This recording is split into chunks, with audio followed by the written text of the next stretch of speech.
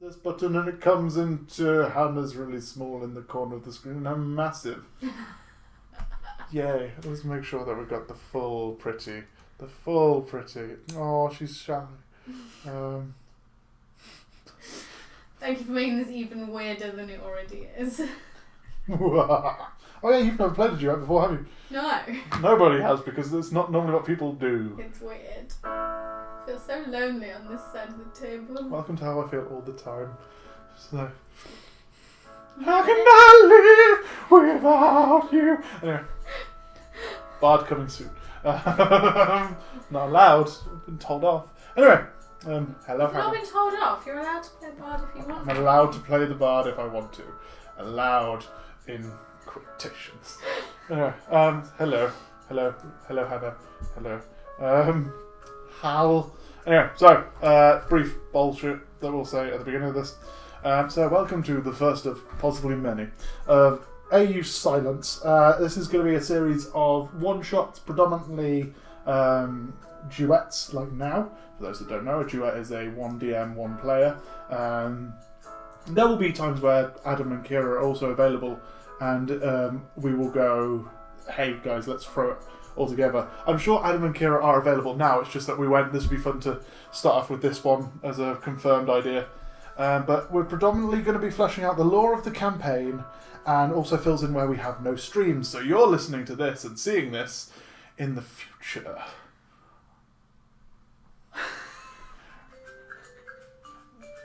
Marty! Anyway, I can't read this letter! Anyway, cool. So this week follows on from the 16th of June session, episode 6, Horsing Around.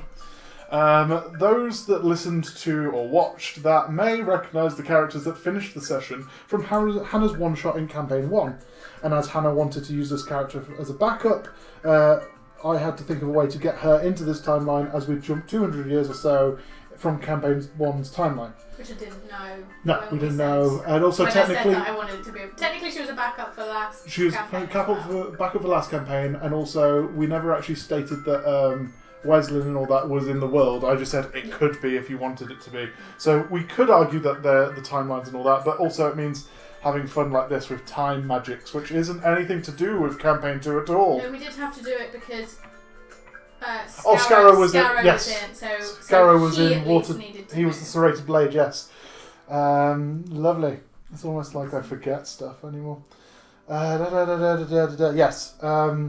So yeah, this will be coming out on YouTube on the 10th of July, or you're watching this now today, possibly yesterday or the other day, a couple of weeks ago when you were too busy to watch it on Wednesday, so you saved it for a rainy day. And podcast-wise, you're listening to me right now, or previously, or in the future, on the 8th and 11th of July, because we can't stream on the 7th. That'll be in the main campaign chat at the beginning as well, just so we can double-check everyone knows, and then you'll be warned that this is going to be there, but also you'll be hearing this bollocks. Anyway. Cool. Anything from you, Hannah? No. No? You got nothing you want to tout? Join our Patreon. Join our Patreon. Yes, if you're listening in the future or watching in the future, join our Patreon. So far we have 5 million people, because between now and the 7th of July, that one person's going to multiply. 2. Richard Blackwater has removed himself from the Patreon. Damn you, Richard! I said nice things about you a couple of weeks ago. Kraken. No, he's a human, not a kraken. Anyway. We love all of you, regardless of Patreon or not.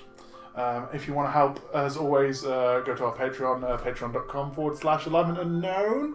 It'll ask you, are you 18 or over, because sometimes we say naughty words. And we discuss things of a vulgar nature. Yeah, I should probably say that. It's probably going to be quite a lot of naughty words today. Yeah, it's definitely going to be a lot of naughty words today. Me and Hannah, Adam and Kira are kind of like saints nearly compared to the pair of us, because we are the two who have predominantly dropped the C-bomb in the campaign. I'm not going out of my way. No, you're but not. I mean, Sasha was really sweary as an 8-year-old. Yes, and she's hung around with Scarrow, who would use it like pepper. Like, it's only going to get worse. So, listen at your own peril. Slash. And again, we don't use it to insult people, we don't do it to upset you. We know that the word can upset a lot of people, and we get it. But at the same time, one of my favourite stories is from when Motorhead got a Dutch promoter who didn't understand the word was so bad, so he'd just walk into rooms going, "Where are my bunch of..." and say the word. I'm not going to say it now because that's nasty, but yes, expect the C-bomb a couple of times.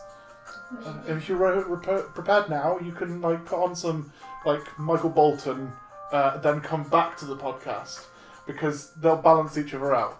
You get raw sex appeal, and then our stream. Oh, Michael Bolton. Anyway.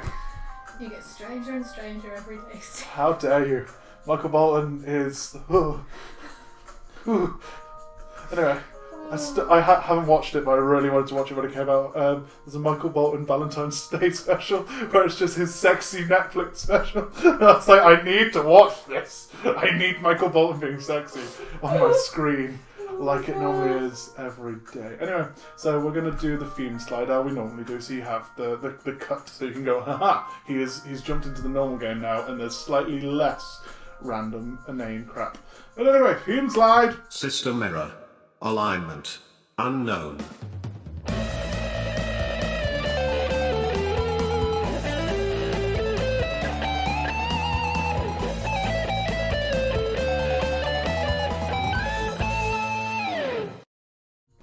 We're back! Mwah. That was quick and seamless. That one was nearly the best one. Nearly the best transition ever. Oh my god, my hair flick. Just, oof. That was really fucking cute, actually. Whoa! Yeah. It reminds me of a story that I was a kid. No, what's that poem? There was a little girl who had a little girl right in the middle of her forehead. I've never heard that one. And when she was good, she was very good, and when she was bad, she was awful.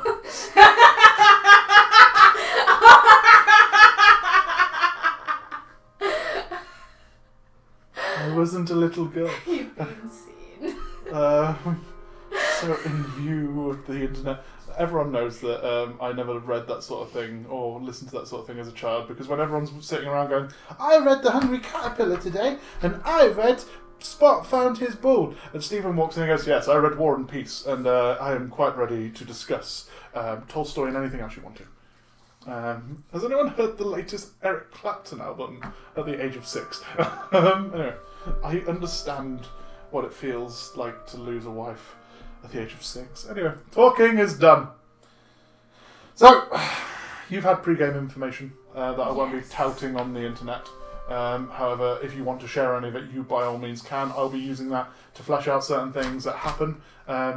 Also, for those on the Patreon, you'll notice that my notes for this session are a little Right. loose. Anyway, so first thing I want to do, Hannah, could you describe Sasha for us? Oh, jeez. Or Sasha's current state? So Sasha is human. Mm-hmm. She is 23. 5'4" apparently. Quite slight. She's got flame red hair and grey eyes. She's also rather characteristically missing the lower half of, was it the left or right leg? I can't remember. I did write it down. It's somewhere on If here. you make it canon now, you can say which one you want. Oh no, but I definitely said it. I can't remember. Anyway, but she's missing the bottom half. No, because you said it at the end of the last thing. I'd said one of her legs was missing. One of the legs, okay. Well, one of them anyway. The left leg. Thank you. The left leg is now missing. Left. Write it down. Done. It's there. And where the lower half of her leg should be, she has a blade instead. Like a short sword blade rather than like a thin, like needle from Game of Thrones or whatever. Lovely. For those that weren't aware, like we said, if you go back to campaign 1, you're looking for Hannah's first one-shot. She is predominantly in episode 2 or part 2 of it, if I remember rightly, if you want to just jump there to listen to things. But if you want to introduce yourself to also the other character that will be popping up from that episode, be Scarrow, which was my cleric I played in that episode. And yes, And as a result of that, I'm only going to forwardly apologise for the Welsh accent that Adam forced me into doing. Yeah, of course. Scarrow, just for those who haven't listened to it, and also if it wasn't predominantly described in episode 6 on the 16th of June or whenever you listened, Scarrow is a blue tiefling, is about 30-40 now, from the time that was... Yes, we've jumped forward 15 years, so he's about 34, 35 from where he was when he met you guys in your one-shot. No, he must be older than that. No, he was about 20 when I played him, because we never discussed age. Oh, true. He was just a 20-year-old that people were just going, he sounds old, he acts old. It's the joke that you'll find in Critical Role Campaign 1 soon when they discuss Scanlan's age. Just... last episode, I think it is. The last episode of Campaign 1. They ask him about his age, and he's like, yeah, I was only this. And you're like, of course you were that age. Of course. Damn you, Scanlan. Anyway. But either way, Scarrow, blue tiefling, black hair, missing one horn, which was snapped off at an early age. If you go back to some of the lore posts in our website, I posted his backstory into that. He has also recently, in the last few years, been cut from ear to ear, so he has a massive scar across his neck, but apparently is still alive. He was a cleric of the Tempest Domain and specifically followed Umberlee, the Bitch Queen, the Mother of Seas, all that lovely stuff. Anyway, so they're the two characters. If you haven't heard that episode, you don't have to go back and listen to it. If you want to go back and listen to it just for funsies, it was a good one-shot, and you can hear Hannah trying to learn to DM at the table. Anyway. Yeah. It is the evening of the 18th of summer, 2024 AD. The Moonshade Isles to the west of the Sword Coast is idyllic at any point of the year, but is especially picturesque come summer. It is a sense of jealousy for those experiencing this that knots in your stomach this evening as you stand on the deck of the Silence overlooking the Whalebones, a small cluster of tiny land masses just to the north of the Moonshade Isles. In the 15 years you have spent with the rabble that make this ragtag family, you have stolen a galley on which you now stand, watched Scarrow be both executed and then brought back to life supposedly by his deity, robbed and pillaged a plethora of coastal villages and ships, and studied under the ship cook in the art of roguish fighting and abilities. You have been mentored by Scarrow in the arts of both deception and honour, and tormentingly berated about the fine line between the two. The slight shudder of the boat as it starts to roll forward on the waters brings you from your thoughts, and you turn to see Cryor, the ship's bosun, and Scarrow at the wheel. Cryor is a 4'7" slim dragonborn with purple scales. You're unaware of if they are a mythical scale of dragonborn, or if they are merely had some form of pigmentation change to fade their original scale colour. Seeing you turn to them, Cryor nods to you and heads back below deck. I've drawn a brief map over here of what sort of thing is there. 10 feet up there, sorry. So you're currently on the front of the bow, the front of the ship at the bow. Bow. He should be back a bit. There is not a lot other than some stairs that go down into the below decks, and two stairs that go up onto the ship's decking where the wheel is essentially. Oh, is that the arrows down is the stairs going down again? So the stairs go up this way on the either side. They go up onto his, so this is higher. Yes. I can see that. And then that's going down and down into the thing. Sorry, and then these circles are the two masts. Yes. It's quite a small galley. It is one that you stole off a trader who was going through. Essentially, you have been floating up and down the Sea of Swords just to the east of the Moonshade Isles, and also is almost like a channel between the Moonshade Isles and the Sword Coast itself. You can see Waterdeep and such spreading across the distance to the east when you are further out to sea. but at the moment you are currently at the peninsula or the top of the Moonshade Isles, around a small cluster of islands that are hardly lived upon, but known as the Whalebones. What would you like to do, Sasha? I'm just going to turn around and look across at them. Do they look like they're chatting? The bosun saw you, nodded you, and went down back into the deck. So it's just Scarrow currently stood by the wheel, and as you felt the boat rock and start to slowly turn towards, he is going. Yeah, he's coming eastward. So he's turned it eastward and has started to slowly move around the side of, or around the land masses that make the top of the Moonshade Isles. I'll head across to him then. Cool. So you walk across the deck. It's immaculate for a very small crew, but you know, especially after spending so many years with them, that Scarrow runs a very tight ship.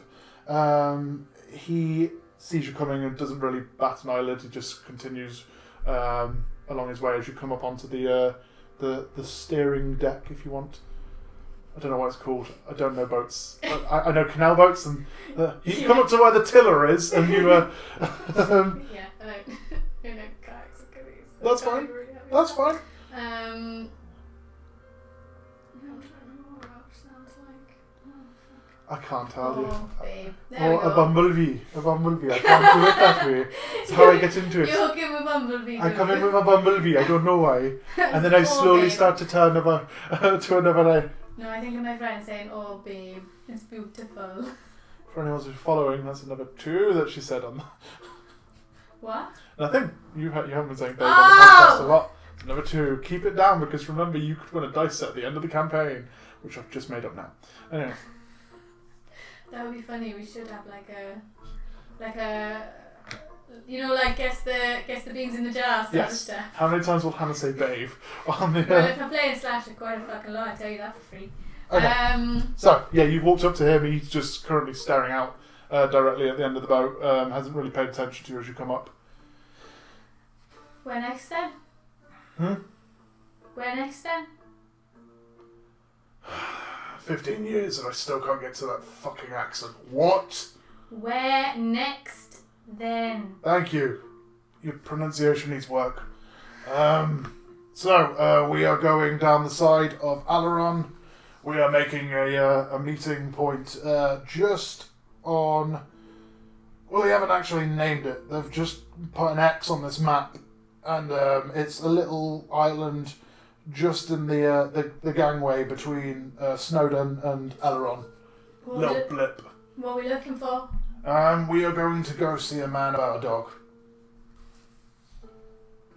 Cryptic? No, cryptids are those ones that people follow to see what, you know. You're not funny. I know, but they don't pay me to be a bard, they pay me to be a cleric. Don't know they pay you very much anyway. That's why we rob them instead, right? Oh, my dear little Sasha.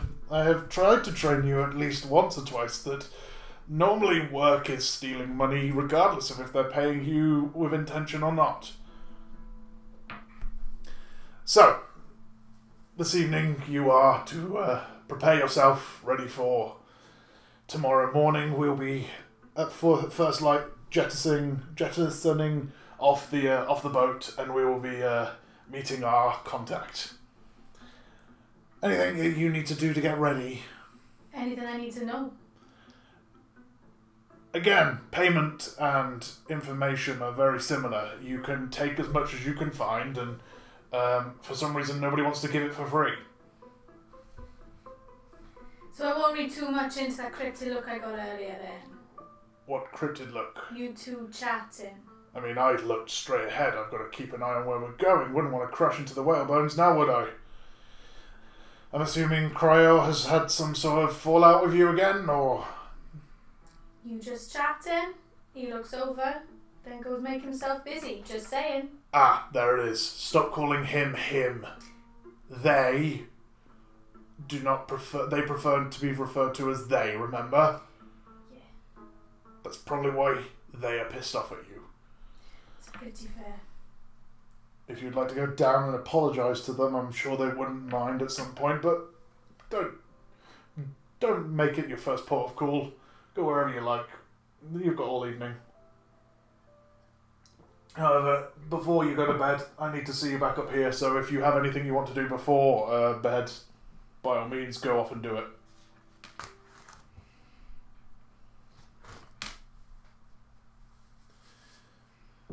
Alright. Mm-hmm. Yeah, I'll head down into the... Cool. You just kind of wave off what he's saying. Walk down into the lower decks. He just stands. He doesn't really give you any leaving gestures or glances. He just keeps watching straight forward. You head down into the lower decks. Now, the first deck, there are 3 decks of the Silence.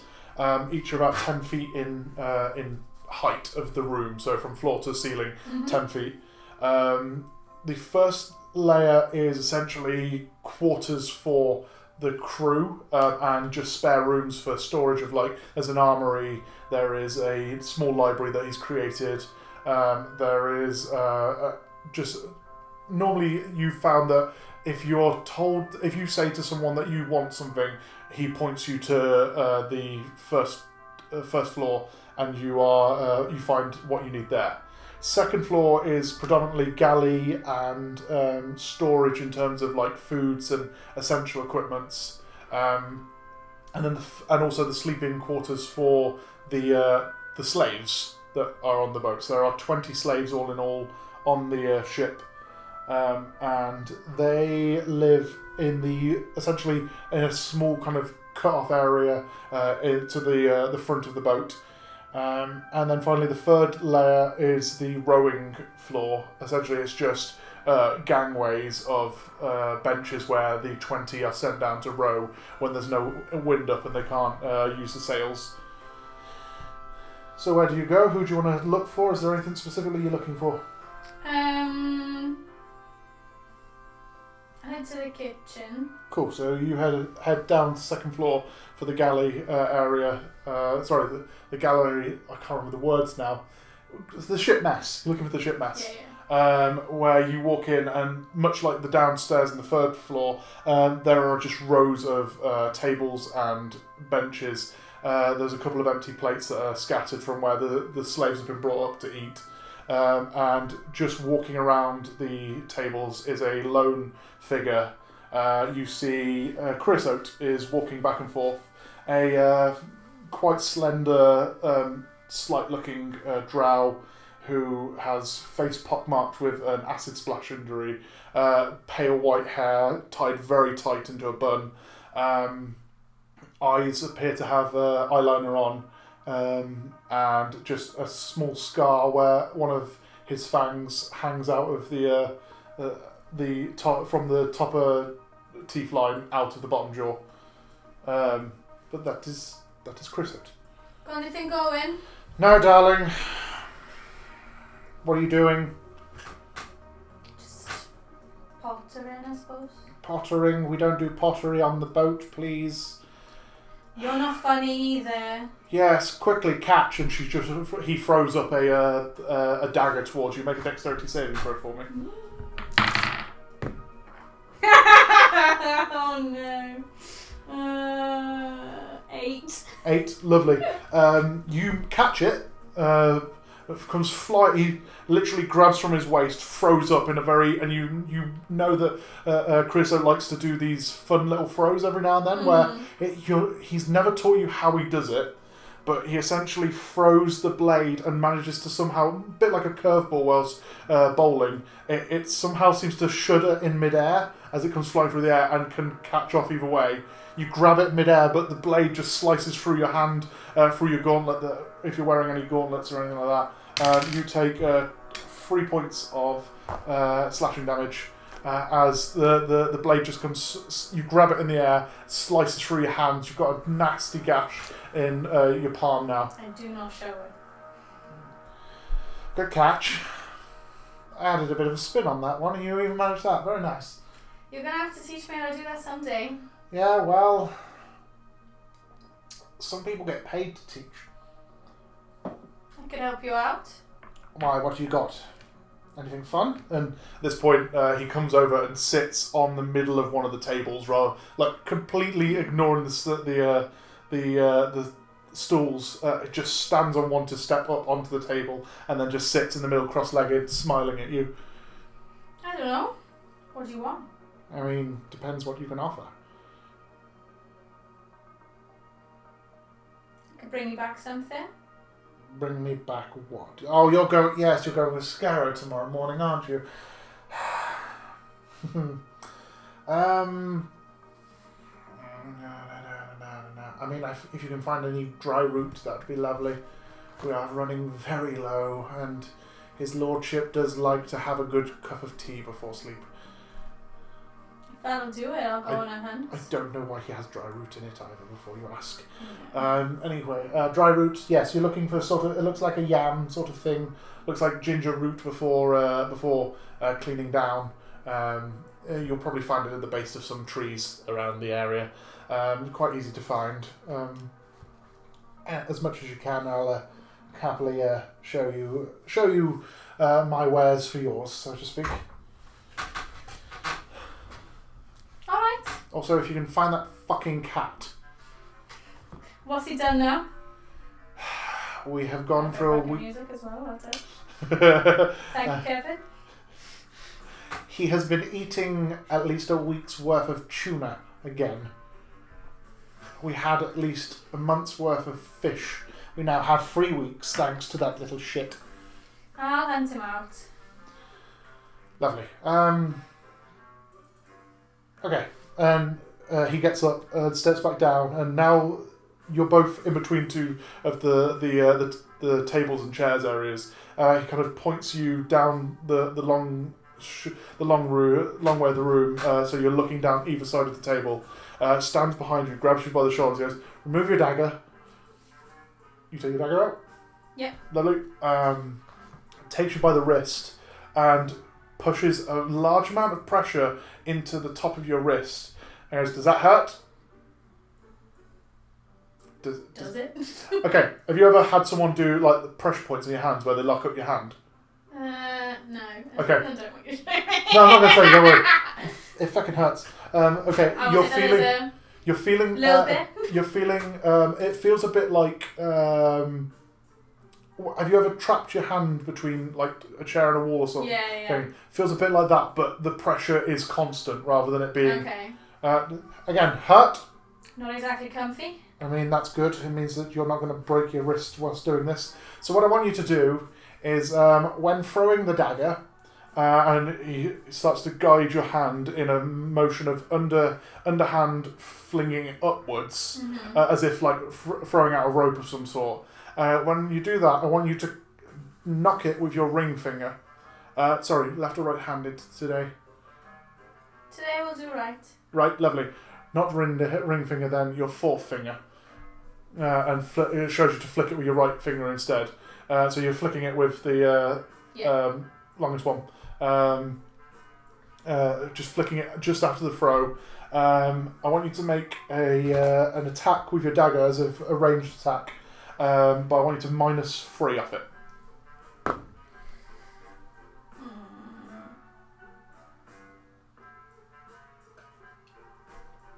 13. 13, lovely. As you're just throwing it along the room down to the wall, you see the blade come out of your hand and you watch it. It's a bit like watching it from reverse now. You're normally used to this blade coming at you in this way. You watch it just kind of shivering through the air as it goes flying along. It's almost like it looks like it's trying to start spinning, but every time it does, the weight of the overside kind of brings it back, so it starts to kind of wobble back and forth a bit and slams into the door down the end. Creosote just kind of jumps back a bit going, "Bloody yes!" Now, okay, so that sort of thing is going to do quite a bit of damage if you're ever going to throw it at someone. If you do throw it at someone, make sure they deserve it. In terms of mechanics, you have a minor, when doing this throw, ask for a shiver attack with your dagger. You get a -3 to your attack. but you get an effect called bleeding if it hits and does damage. So essentially, you do an extra d4 damage on top of the dagger attack, and then for every 10 feet they move afterwards, if the blade is still in them, they will take another d4 damage every 10 foot they move. Essentially, it sits in such a position that it creates a almost like an opening in them and just keeps hitting away at it. I can teach you some more, but again, dry route. Dry route, got it. And get a hold of the cat. And if you start finding anything very interesting, we can discuss a whole different ball game of rogue stuff. Again, I know it's a little childish, but you seem to like it early age. Your swashbuckling is commendable, I'll give you that. But there are other ways to skin a cat, if you can bring him. I'll go looking. Cool. It just waves you away. Goes, I've got cleaning to do. I picked up my dagger. Mm-hmm. And I've not given him back his. Yeah. Crusoe doesn't mention anything about his dagger, just waves you off, going, I've got cleaning to do, and starts going around collecting the rest of the plates and cups. Extra dagger. With his one, it has, you need to mark that one, it's a poison blade, so it'll have 1d6 poison damage on top as well.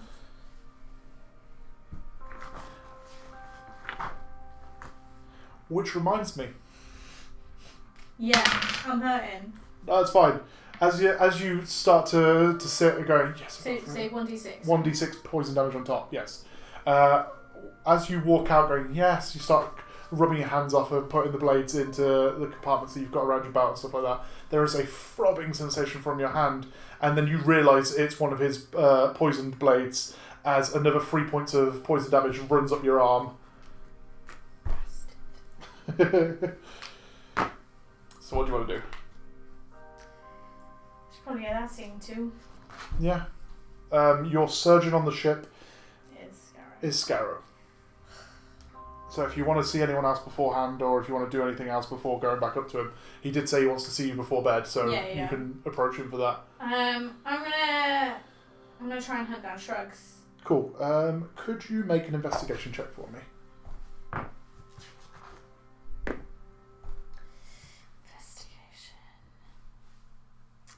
18, lovely.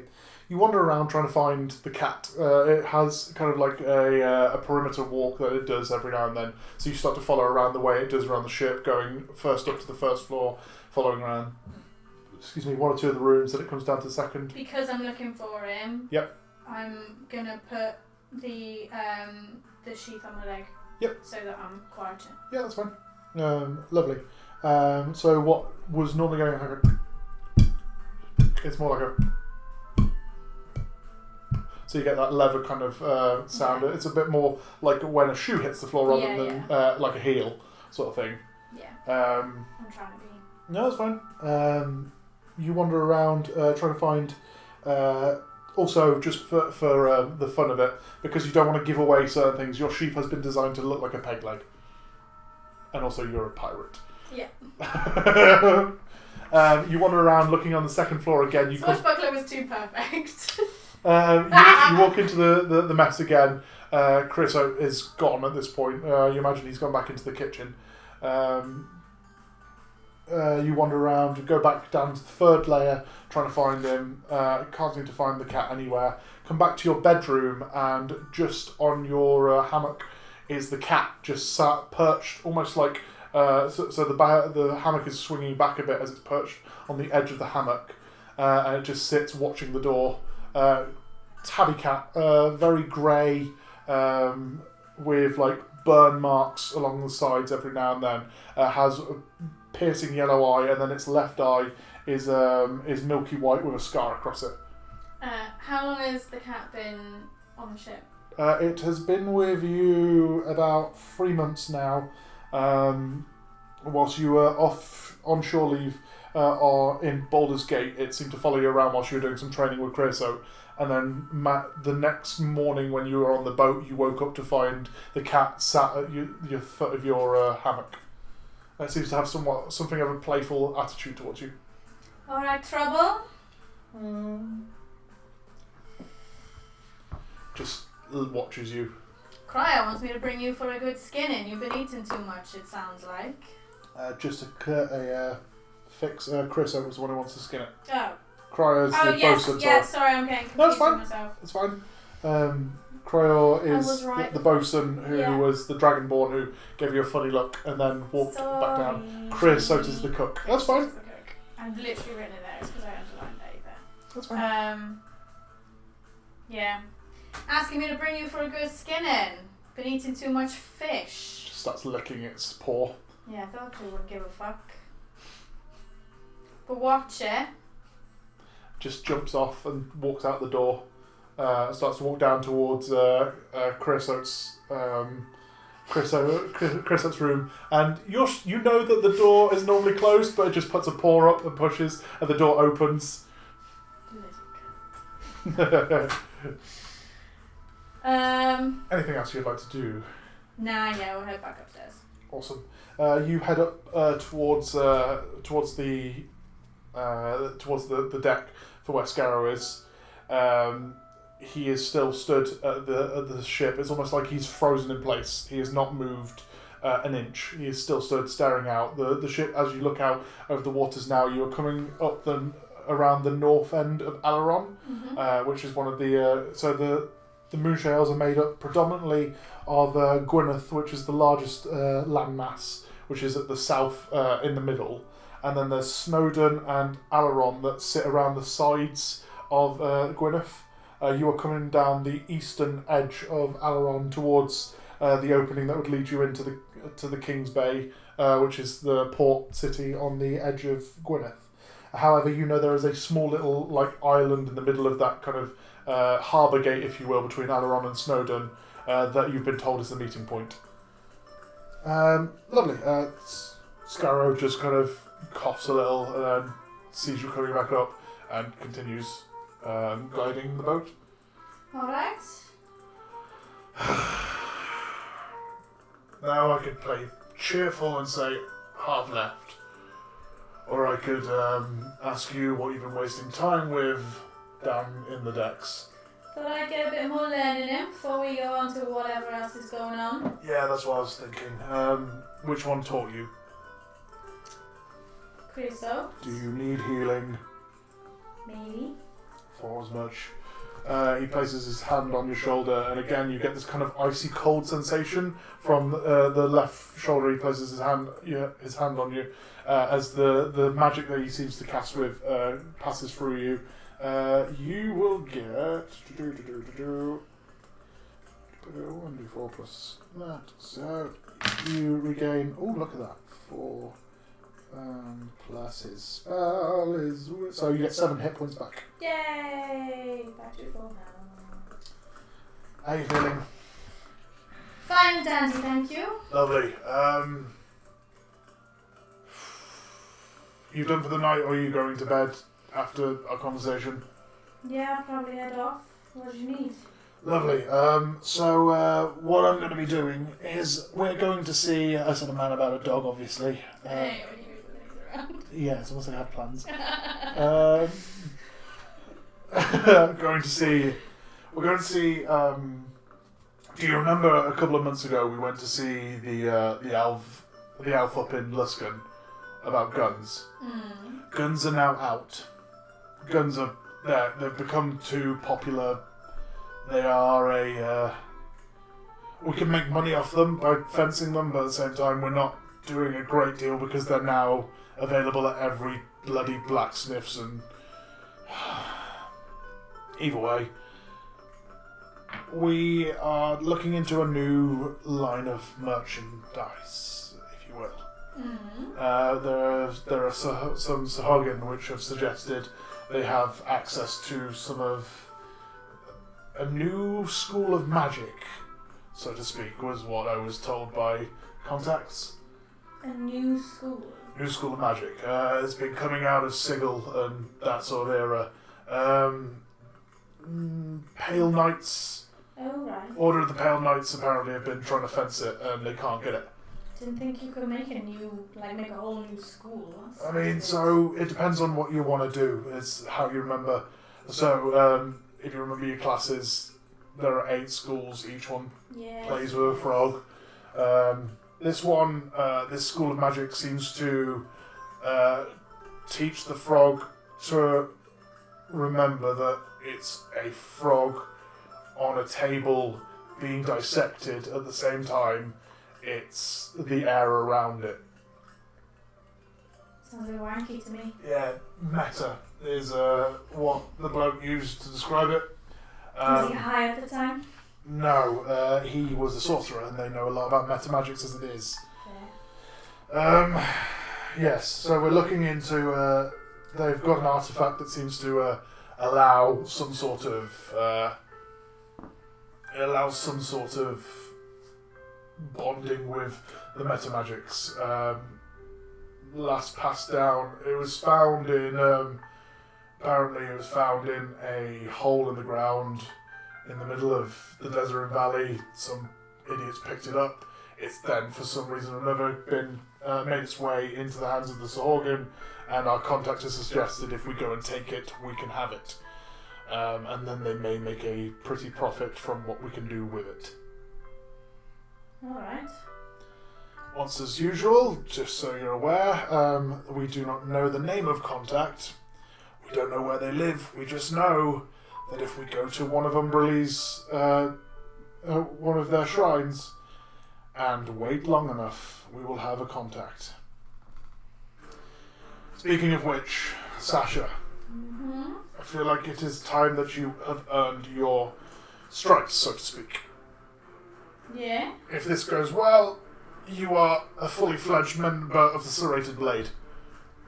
You will not be working under any of the ship's team. You will be part of the ship's team. You will be able to order around the slaves. You will be able to pull rank against when Creosote's being a dick and wants to tell you that you have to go wash up because he says so. You'll be able to tell him to fuck off and go do it himself. And then, if for good measure, remind him that she used to stay in the kitchen for the first half. You need to be cruel. I mean, they love me for one reason and one reason only, and it is my honesty. Slink will offer you into his quarters. Rather than having to use the ship's armory, you'll be allowed to use Slink's stuff specifically. So we have some fun toys he's been working on specifically for you, such as he's been designing daggers on Chain of Returning and such like that. He has been working on this with the concept that I have informed him your training is going well and you deserve to join the Serrated Blade rather than feel the Serrated Blade. However, there is one thing that we need to deal with just to make sure, because obviously we all need to earn our stripes somehow, and he just backhands you at this point. I'll roll just to make sure it's fair, but he'll have advantage. Cool. Does a 16 hit? Damn it! Yes. Awesome. You take 4. Okay, dodge, lovely. So you would take 4. You now take okay, dodge halves it, doesn't it? Yeah. Sorry, you take 2 points of bludgeoning damage as his hand just comes round in a fist and slams into the side of your head. You see stars for a second and just quickly shake out of it, readying yourself, and he just grins and goes, "Your final part of training before tomorrow, and I would like you to roll initiative."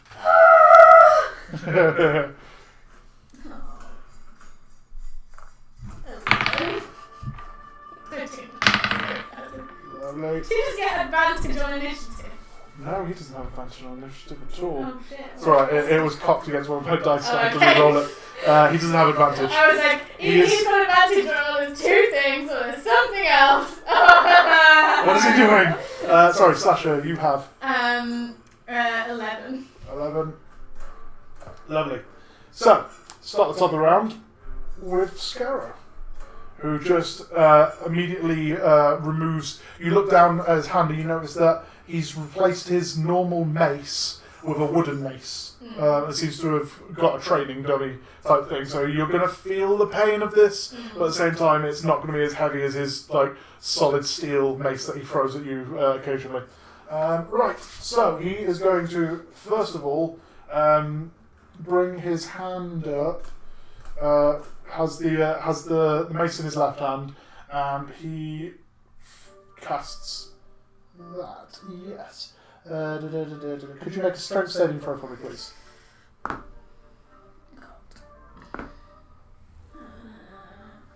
Strength saving. Yes, please. 8. 8. Lovely. You are pushed back 15 feet. 5, 10, 15. As he brings his hands up, and you feel this icy wind, almost like you've been on the ship every season that exists, and it feels like the winds of winter are just blowing from behind him and gushing into you. You realise that this is his gust of wind kind of spell. And it just blows you away. However, he just immediately drops it as you start to fall backwards and swings out with the mace as an attack of opportunity. That is not going to hit. That's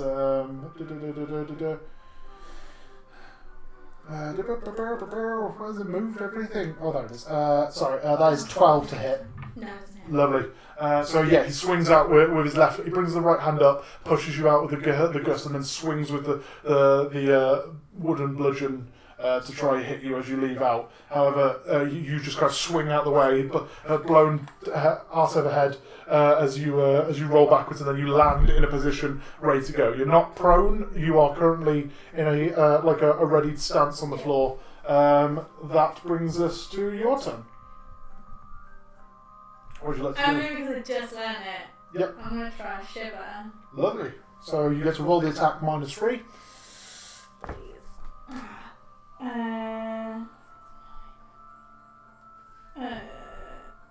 15. Just hits. Yes!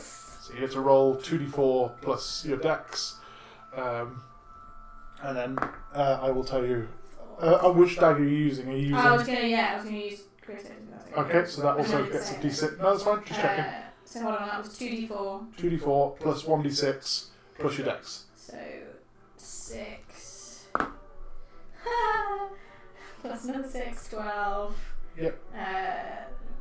15. 15 altogether. Yes. Lovely. So 6 poison, 6. 6 poison, 6 slashing, and the dex modifier as well. Lovely. So you seeing this, you instinctively grab one of your daggers. You realise that you've placed Creosote's dagger in your main hand, kind of holster.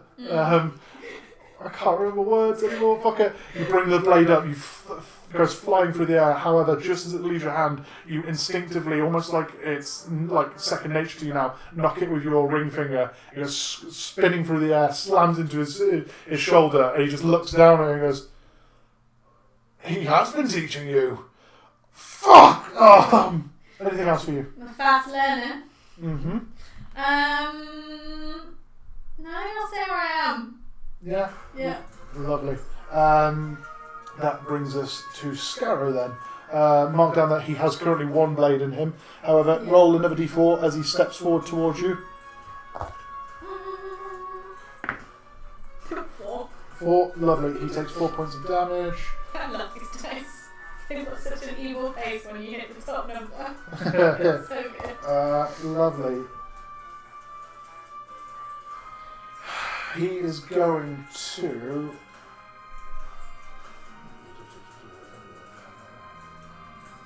No, we won't do that one. Yeah, he's not trying to kill me, remember? Isn't he? Isn't he? No, he won't. He's going to kill me because he can bring me back. Isn't he? That one. That's the one I want. There it is. Lovely. He comes up to you, just takes the mace in his hand and goes, "Very impressive." Slams down with, that is a natural 20. Yeah, probably. Calculator. Sounds really bad. No, that's fine. Let me just double check this. Yes, so you take 8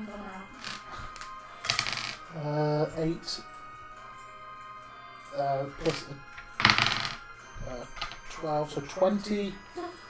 You take 23 points of sorry, you take technically you take 11 points of bludgeoning damage, and then you take 12 points of lightning damage As he just slams the mace into your face, you feel the crunch of the wood underneath you, but no bones are broken. So is that 8 and 11? Yes. That's not quite as bad, it's pretty bad. Sorry, no, it'd be 8 plus 3, so 11, and then 12 lightning, sorry. And So 11 and 12. right, 11. So 12, another 4 off. He just slams it, and then you feel this kind of like you feel this weird sensation as the bludgeoning slams into your face, but also then there is a charge afterwards that you know he has done before. Lightning just runs down his arm, releases through the mace, and slams into your face.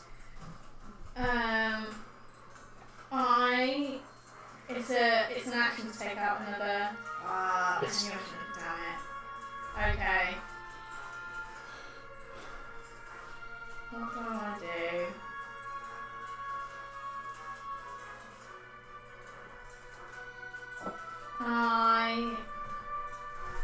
Fucking cheater. What a bastard. I will. Yeah, I'm gonna have to draw and take out my rapier. Cool. You've seen this. Seeing that he's got a bit of a bloodlust on him. Bring out the rapier, ready for the next round of attack. Anything else for you?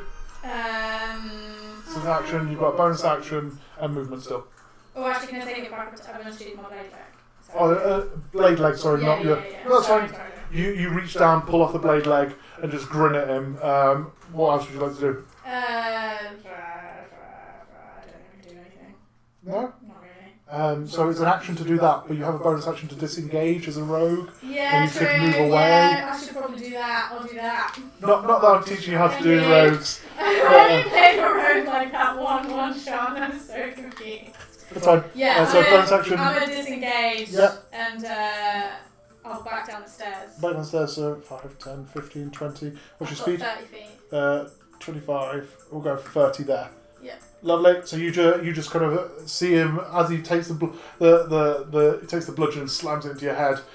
You then just kind of quickly swing underneath it, sprint down the stairs. As you're doing so, you grab the peg leg and throw it off. It skitters across the floor towards the. I'll say that as you do it, it is against the floor by the stairwell, going down below deck. He just grins. He's going to spend his action to remove the dagger from his chest or his shoulder, and just looks down towards you and goes, "Very good, you're learning. How bad are you feeling?" 50-50. 50-50, good, I'm doing at least some damage. He is then going to... He piece of fucking magic user. Doesn't matter how far away I am. Bastard. He is then going to... No, he's using action. That's cool. So he's removed the dagger, he throws it onto the floor, so it'll be about here, just in case you're trying to get it in between any of this. Okay. And he just starts to step 5, 10, 15, 20, 25, 30 to there, and just grimaces at you. And goes, "Right, you've got one good swing, go for it." Go on then. It's your turn. Yeah. Yep, what are you doing? I'm gonna slash at him. Slash him with the rapier, go for it. Ugh.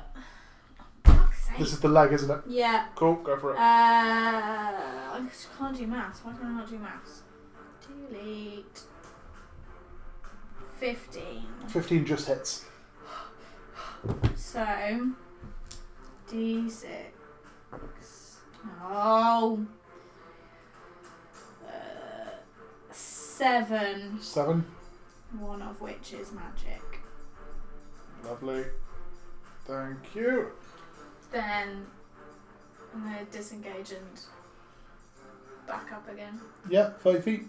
Yeah. 5, 10, 15, 20, 25, 30 will get you there. Yeah. Cool. There your turn? Yeah. Lovely. I've done everything I can do. 5, 10, 15, 20, 25, 30. Knew it. He just this time he just throws the bludgeon down and just starts walking forwards, cracking his fingers, and just doing as much as like a slow walk towards you as possible. Could I please have a charisma saving throw, please? 8. 8, lovely. He walks up to you and goes, surrounding? very good lesson. You've earned your stripes. And places his hand on your shoulder and goes, but one more thing first, and winks at you. You sense the entire world go black for a second. And then you feel like you're being thrown up through water as you come surfacing in a massive pool of some sort. You can't see the edges. You can just see sky around you. It's almost as if you've been thrown off ship. There is nothing around you. You are currently sat kind of staring around trying to find things. Every now and then you feel yourself drop into the water and you come back up. You're managing to float just about, but you're struggling to tread water. What would you like to do? That's a good question. I genuinely don't know.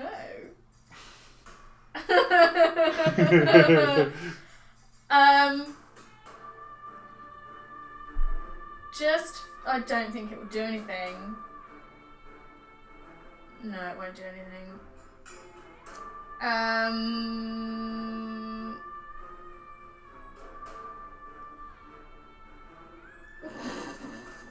got no idea. That's fine.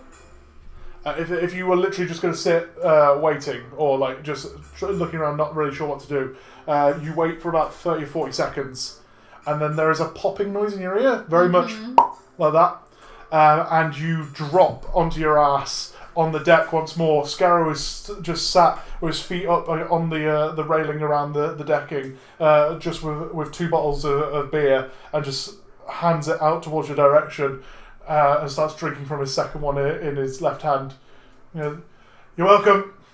You had to be a cunt, didn't you? Well, you hurt. And casters can banish anything if they know how. And places the bottle down. Yeah, I take my drink and have a very big swig. You are currently freezing. Luckily, I'm not showing him that I'm freezing. The summer air is lovely and warming you up, but the water that you were in felt freezing cold. It was almost like being dropped off the side of the ship in winter. But again, you have been brought back. You have realised, as he said, he cast banishment on you. I thought that was what it might have been. And in which case there was literally nothing that I could have done anyway. No. But yes, he just looks at you, kind of smiles and goes, so, you may be aware that when earning stripes, we have renamed some of the family, for want of a better word. Obviously, Christine is now Creosote. Slink kind of just changed his name from Slink to Slink. I don't know why. I think Tabaxi thing. I don't know. Just remind myself the names. Cryor used to just go by a very long, understandably annoying draconic name, but Cryor is easier. And now we have you, Slasha. I think Slasha fits better than Sasha. Seems a bit more appropriate. If you have any other suggestions. I'm quite happy with that. Good. Welcome aboard the Silence. From now on, when we go off ship, you will be referred to as Slasha. You will have the same amount of command that everyone in the Serrated Blade has. However, I am still boss. I'm happy for you to call rank on any of the others, but try that shit with me and you will go back to her sea. Alright. And also, where's that fucking cat? Dunno, not seen him anywhere. Good. I will not be having him offshore tomorrow. It is cute you have a pet, but if I have to kill it to teach you something, I will kill it. Noted. Good. Well, you have free roam of the ship. I've got to think of a name for you now. First mate will do. Don't tell, Cryor. They'll very much flip their lid. You technically, as first mate, have rank over bosun. As you are well aware, bosun is controller of all the staff of the ship. But first mate is essentially my right hand. So if I need someone hitting and I can't really feel my fingers for the morning, I guess I'll ask you to hit them for me. Do love it. What time of day is it? So it's currently evening. It is evening. You come out, you'd say about, as we joined you in the storyline, it was about 10, 11 o'clock in the evening. So you're coming up to midnight. Should probably go rest up before tomorrow then. As it please you. Unless you've got anything else you want to say. I mean, I can sit and talk if you're really expecting things, but as you know, my company is more for drink rather than leisure. I do have a bottle to finish. You're welcome to join me. Anything else you want to add or question whilst we're here, throw it away. I will do my best to answer anything I can, but at the same time, I really couldn't give a fuck if you think you need everything. You will learn when you are told what you need to know. I'm well aware I've been around you long enough. I know, and it has been a delightful 15 years. Sure you don't regret a single moment. I mean, there was that one time I nearly dropped you down a well. Yeah, well, I got out again, didn't I? Yeah, I really wish I'd dropped you. Anyway, have you apologised to Bosun, or have you... I have not been down, no. You should probably go apologise to them before bed, but obviously, like I say, you can do as and what you please. You are now full roam of the ship. You are essentially, apart from me, God on this ship. Well, that's a dangerous thing to say. I mean, why is that? Much fun to be had. There is much fun to be had, but also it depends on what sort of fun you want, because as you will also be aware, it's fun to poke a bear, but at the same time the bear can bite very hard when it wants to. Oh, I am well aware. So if you want to go annoy one of them, by all means do. I won't. If you're going to pick on anyone, I would pick on Slink. Mainly because if you poke him in the right place, he falls asleep. He's got a dodgy pressure point somewhere on his back. Worked out a couple of years ago. It's hilarious. You just punch him in the back. Well, I may have to try that. I mean, good luck trying to find it. You've got to be quite lucky to be in a position to try it. Anyway, as I said, you're welcome to go explore. You're welcome to sit here and chat. You can do whatever you like. We have 5 hours until we'll be reaching our destination. You have 8 hours to sleep. I should definitely go do that then. You definitely took a chunk out of me there. Yeah, I know. And you have also caused an old war wound. Fuck. To be a little more stiff in the morning. I am definitely going to have to go and say thank you for that extra little bit of education. I'm sure he will love you dearly for doing that. Bastard drow. Worse than Goliaths, is all I'll say. Anyway. Alright, old man. Remember that I literally just kicked your ass. So old, yes, but age and experience are two wonderfully kind of tandem figures. Oh, I know. I gotta be able to take the mick out of you somehow. Yeah, well, I'll let you off tonight then. He just turns, gives you a half smile, and then licks his teeth and looks out over the waters. You best get some rest as well. Oh, I'm resting. Alright. Yeah, I'm gonna head back down and go to sleep. Cool. Just so you're aware on that one. Hurt me so much. Scarrow, although he does sleep occasionally, is a insomniac at best. So he will have nights where he just spends all of his night on the deck. You don't know when these are, he doesn't advertise them. Yeah. But there have been times where you've woke up a little early, or you've woke up in the middle of the night and you've come up and he's just sat in that little kind of like the kind of pile of ropes that he's sat in, that he's kind of made almost an armchair out of, feet on the deck, and he'll just be watching over the waters. You're also aware that the boat is still moving and he is nowhere near the steering wheel. But either way. I ain't worried. Lovely. So we you head back down. For 15 years. Exactly. You head down into the underdeck again. Anything that you want to do before going to bed? Yeah, go on. I will pop in on Bosun. Lovely.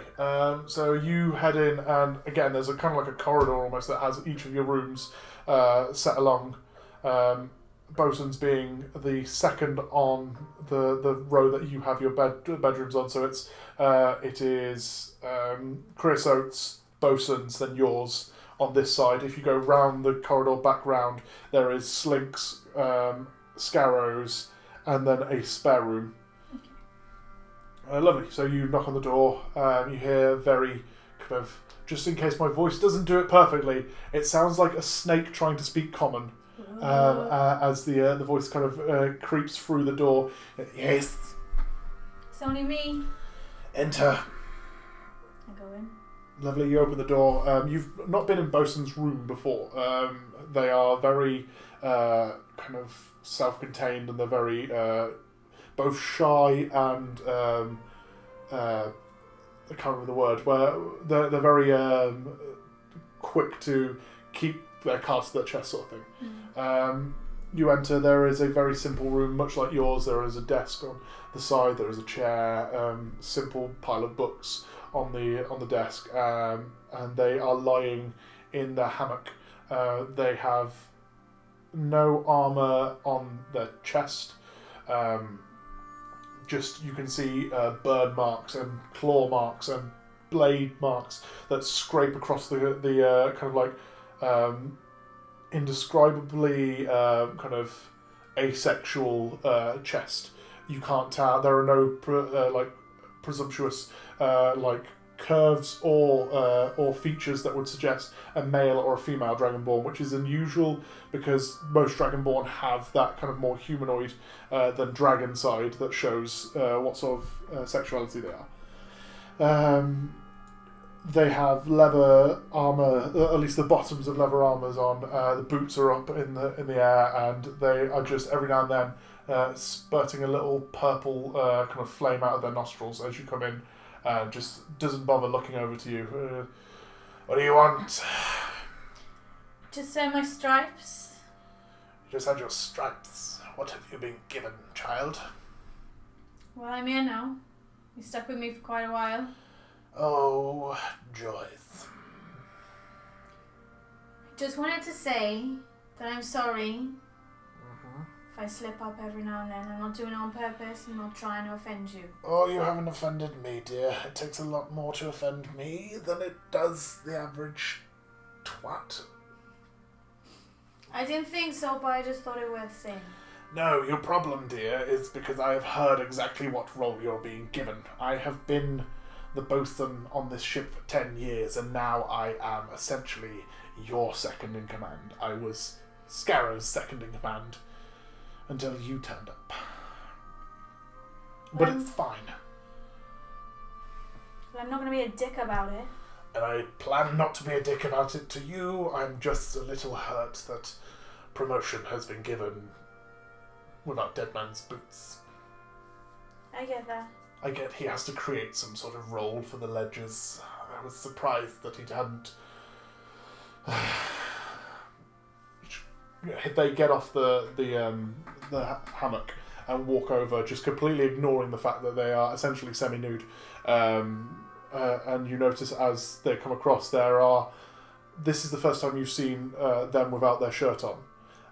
And where you are aware certain dragonborns have the ability to grow wings out of their back, there are two very mangy looking stumps at the top of the shoulder blades where you can see that the bone of them have been snapped off.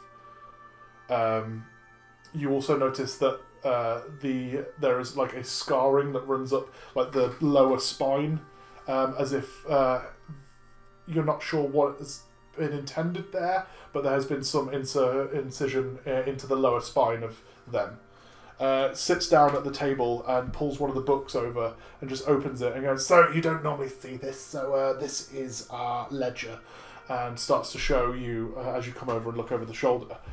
Shows you essentially there is a income and outcome of every payment the Silence has ever had, including to yourselves. So when you've been paid like 50 gold for a good job, it has Sasha 50 gold outgoing, and then each page ends with an ingoing and outgoing total. So essentially like a bank's ledger for the ship. You also notice that every now and then there are items that come through this rather than money. So the last one that you would be aware of would be they kind of flick through the pages and show you the last item, just to show you like the difference of these things. The last item was essentially a cargo load of rifles that was created in the north, and you got from Luskan. However, this time where there is, because obviously it's a contact, it has Umberlee's name as the contact, or Umberlee as the person paying in. The money that then you see that essentially there is a conversion on the next page where it says the statement of cargo load of ships, an arrow, kind of like a return arrow, and then 50,000 gold. And essentially the surplus is then loaded into the banks, if you will. I am the person who looks after all of this. I am essentially, when Scarrow isn't here, or when Scarrow used to be, when Scarrow wasn't here, I would be the person who runs the ship. Now that is your job. I will keep the ledgers for you as well, if that is okay. I have a personal preference in how it is written. You do it well, I don't see why I would change that. I will still control the staff. There is not a lot that will change to the role that you are doing. I'm assuming his lordship has not told you that essentially your job is to...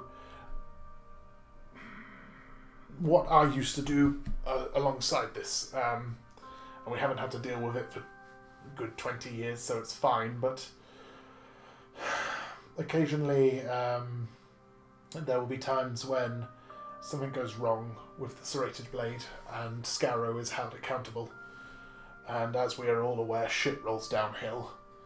And normally I am the person holding it away from the rest of the staff.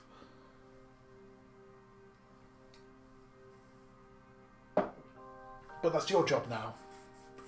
When he gets angry at us, you are our shield.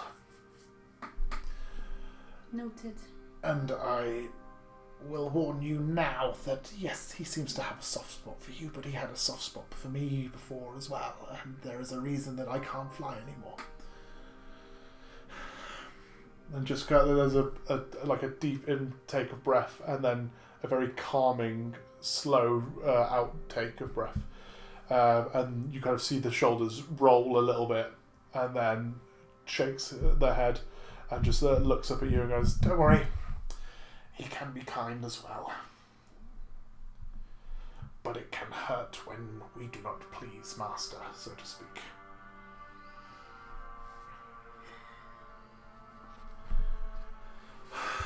Has he informed you of Operation Craven? No. Why would he say a word about anything? All I know... That's because nobody knows about Operation Craven at the moment. We may be finding ourselves a lot more landlocked than we have been over the past few years in the coming months, sorry. Any particular reason? He's got his eyes on... Are you familiar with Luskan? Relatively? The city of Luskan is run by 5 ships. Essentially the captains of several pirate ships. They have hung up their tricorn hat and they have become a gentleman or lady of leisure. They have decided that they want to run a city rather than run a pirate ship. Unfortunately, Mr. Scarrow seems to be going soft in his old age and thinks that his best shot is to go throw his hat in with Luskan. It's a strange choice. It is indeed a strange choice. My suggestion is keep it under your hat. But when the time comes, if he asks you to decide, at least you have some sort of knowledge before going in. Because I will be taking the silence from him if he leaves this ship. Okay. Lovely. Anyway, thank you for your time. If there's anything else I can do for you, by all means. I'm right here, but I will be returning to my hammock now. I should probably be doing the same. Lovely. You get up, walk over to your hammock. They walk over to the hammock. Sorry. See, I do it too. Yeah. And then you walk out into the corridor and wander down to your quarters. Again, you step in. There is not a lot to the room. Again, there's just a table. There is your hammock, a couple of books and such on the side, and you go to bed for the evening. Or I forgot to say that I went and collected No, the that's things fine. that I left up there. Yeah, no, that's fine. Whilst you're up on the deck, you collected your stuff and then you Thank headed you. off. Right, so we shall call that part one. We'll take we'll take a break because we're recording this rather than streaming this. We don't have to go and do like a full. Then again, it might be easier for editing purposes. We'll work it out. I will put it. That's what I'll do. I'll put the break slide on, and then we'll come back when we're ready, and we'll do that. So, lovelies, thank you for watching and listening so far. We shall see you either Thursday or in the second half, so you can hear what happens next in this storyline. But yes, back in a moment.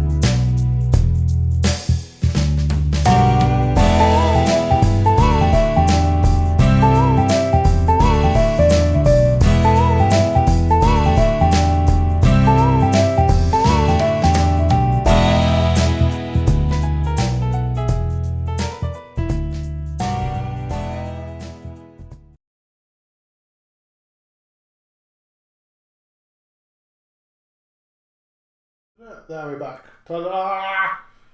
Hello. Hello and welcome to this bit. Cool. Modern music back on this one. And, how are we finding it so far, Hannah?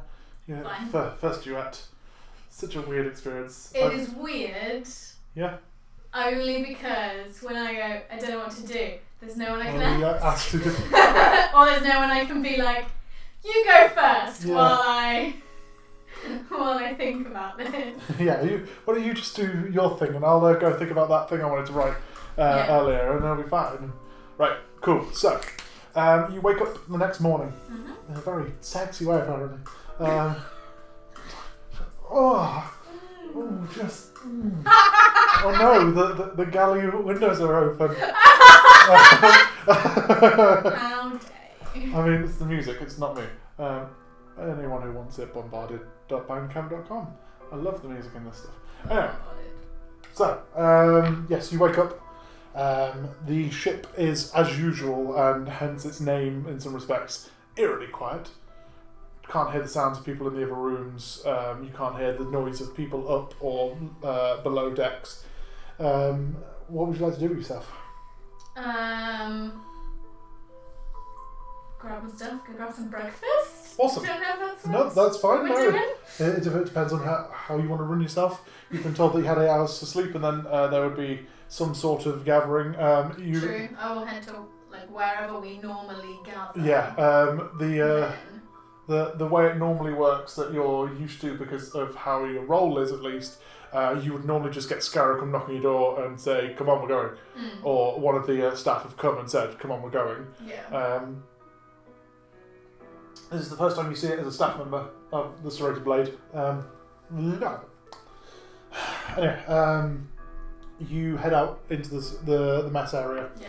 And there is a couple of the slaves that are used for rowing and such in the back rows, just eating. And then there is a table reserved at the moment for just staff. You're normally told when you are eating breakfast you're not allowed to sit at that table. However, you go over. Smugly. You come over. Go and take a seat. Sat next to you on our creosote. There is Cryol. And you also see Slink, the quartermaster, who is a tabaxi male, looks like a mangy cat, literally looks like that kind of homeless cat that hasn't seen a good meal in a couple of weeks, but in humanoid form. Has plethora of this due to working with Slink, but you notice that one arm down the entire left arm is completely shaven. And you see self-harm scars that he wears as a badge of pride that you know from chatting with him. It is the times that he has wanted to do something worse, but has, in his words, shown restraint. You to get that sort of thing out of the way as well, just in case it hasn't come across as clear. You get the sense the more you think about it, and then you've had some thoughts about it over the evening as you've earned your stripes. You've never seen anyone, and this is used in the most sensitive and caring of uses of the word. You've never seen anyone a normal human or a normal role. They are always, for want of a better word, broken in some way. That works with Serrated Blade, and it becomes clear that you know that Scarrow as well sees himself as broken. He does not see himself as some sort of ringleader of freaks. He sees himself as one of the freaks standing up to the ringleader sort of thing. And the Silence has been like a home of that. The people that have not stayed, there's been one or two of them. The names escape you as you think about it, but there have been one or two people who tried to get their stripes but have always found it too daunting of a situation, and also it is a constant reminder for those that are in the situation that the ship and its work is a mirror, if not a constant reminder of your own forthcomings and such like that. Anyway, you sit down. They all just kind of smile and nod at you as you get your breakfast. A couple of minutes pass, and then Scarrow comes down. Again, the sight of Scarrow that you're used to, of the I haven't slept. The hair is where it's normally slicked back between the horn and the kind of like the lump that is the missing horn. You see that it is more messy. It's almost like he's his version of bedhead sort of thing, where the hair is everywhere, but at the same time it's still somehow slicked back. Comes down and claps his hands together. The entire room goes silent and looks at him, including the slaves at the back. You follow suit just because. Right, so this evening we will be dining on whatever you can find. Slaves, get to it! And starts clapping his hands. The 5 or 6 that were at the back of the room just start busying themselves, putting their plates away, and then shooting downstairs into their quarter on the third deck. The third floor, sorry. He then comes to the end of the table and stares at you. 4, 5? Yes, 4. Right, so here's the plan. We have a contact that has suggested that we are going to find some Sahogin. Fish people. I know it sounds a little racist. I'm sorry. I can't say their name for the life of me. Sahagin, you know what he's talking about. The Sahagin are essentially like the nightmare version of merfolk. They are where merfolk are more humanoid and with like a fishtail, and then there comes up into them either a human body or at least a fish-like human body. These are fish people where they have like the gills, they have these kind of like fans that come out the sides of their head and make a mohawk, but they have human bodies. They are essentially like the lost thing or the missing link sort of thing, if you remember any of those old school horror films. But essentially are fish creatures that are humanoid in nature. They are known to be very evil patrons of different deities of death and the waters. They predominantly are known as your rivals when spoken about by Scarrow, because they have a tendency to come out of the depths of the water, attack a coastal village, and then leave, but don't steal anything. They just destroy the village, and therefore you get a bad name because people are accusing the Serrated Blade for destroying the city and leaving stuff. Either way, looks over you all and explains that the Sahagin will be meeting you in a underground recess of a shrine that is on the island. Apparently, the contact has suggested that there is some form of shrine on the island. Very simple. One that seems to have been long lost, and the island itself is just a remaining of a previously larger island, and this seems to be like one of the artifacts that's left behind with it. And then finally explains that he doesn't trust them, as always, and you've heard this part at least more than once when going on these missions.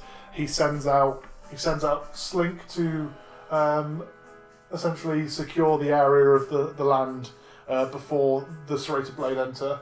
He sends Creosote along with Slink as backup, but also to remove any unnecessary members of the public that might be there, or if not public, members of opposition. And then he suggests that himself and Cryo are going to go and meet with the contact. He then refers to you and says that you are on essentially a reconnaissance mission to use your abilities that you've learned from Creosote to essentially infiltrate the location and search around anything that can be found that should give them warning beforehand. So you're kind of like a splinter agent going in before the perimeter's been secured. Okay. This is all passed out. They then shoot off in their own directions. Creosote heads directly for their room, and then Cryo goes directly for their room, then returns with a large greatsword and essentially not a lot else. Places it on their back and walks out with Scarrow. You're aware that they normally use small lifeboat type things that you're not sure where they're stored, but they're always there when needed. But they seem to be dropped off the side of the boat and are floating just on the inside of the shadow, so to speak, of the boat in the water below. Is there anything you'd like to do before heading off? I don't think so. No? Cool. I should. No, it's fine. If there's anything that you want to try, Get my stuff. lovely. You grab your gear together. You check all the straps and such of your armours and your sheaves and such for your weapons. Make sure everything is in its place and ready to go. Mm-hmm. And you head out onto the deck where you are guided by one of the slaves into one of the boats. There are several rope ladders leading down, and then you drop into one with I believe he'd send you with creosote and slink, so you are in the boat with them. Okay. Very quiet. They don't seem to be talking to one another whilst the boat starts to go, but slink just starts rowing out towards the island that is about 200 feet away from you at the moment. Okay. You notice that Slink has put on now. Slink normally just wears just a simple like linen shirt and simple like woven trousers of such. He is now currently wearing those alongside several straps that run along his arm, and every time the sun catches it, there is a glint of a ruby or a sapphire or something that's in each of these little bands that are around his arm.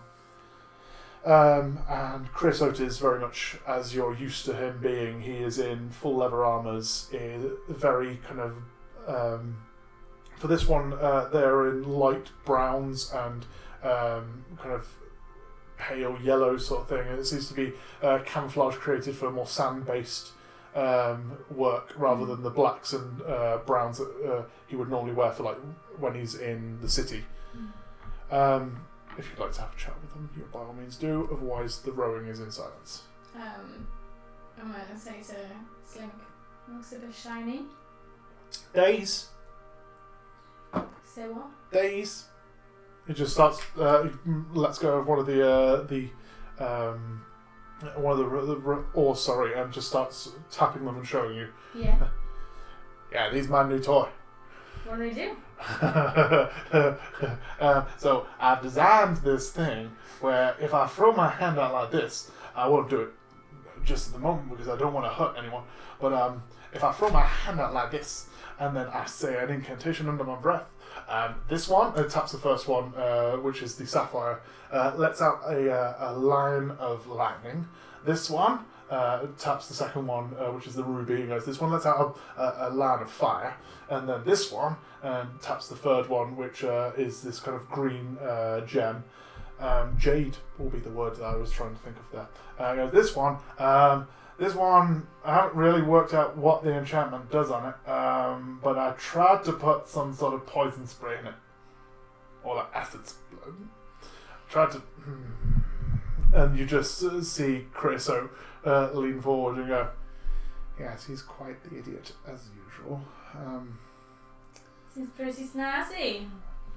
Yeah. Look forward to seeing it in action. I don't really know how I'm going to use them just yet, but it should be more fun than the usual, when he brings his other arm up and clicks his fingers, and in his hand appears just a ball of fire. I believe that sorcerers can sometimes be kept unawares if someone takes their magic ability away from them. Worth checking, I suppose. Oh. Well, we'll see what happens. Either way, you have pock marks on your face, Chris, so that is why I felt awkward saying Splash. Anyway, Chris just grins at him, sits back in the small area that he's got in the rowboat, and just starts to look at his nails and start playing with daggers. Anything else you'd like to do, Ross? I don't think so. No, that's fine. Chuckle quietly in his awkwardness. There is a moment where so you just sit in silence, just quietly chuckling to yourself. You get to the shores, and essentially there is about 30-40 feet of sand and then thick tree line. There are a couple of paths that seem to be being carved out that you can see that are just heading through the tree line, but you can't see anything too far beyond them. The sun is penetrating through the canopy, however, because you can see the flooring of these like little gangways that have been created somehow. But there's about 5 or 6 of them on this perimeter of the island. Chris grabs you and just goes, "Now, I'd be very careful when you go down one of these, but as you're our splinter agent, good luck," and hands you 2 vials of poison, as if you need to coat them. This will work quite well for arrows and daggers. 1 vial per dagger will last about 5 days, and can get about 20 arrows or crossbow bolts per vial. Thank you very much. You're welcome, and I hope very much to come in to find hardly any work to do later. Otherwise, I have failed you as a teacher. I shall do my best. Lovely. Gestures off to the tree line. I'm assuming you're just you go stealthily down one of the... Yes. Make me a stealth check for me. You'll have advantage. Ooh.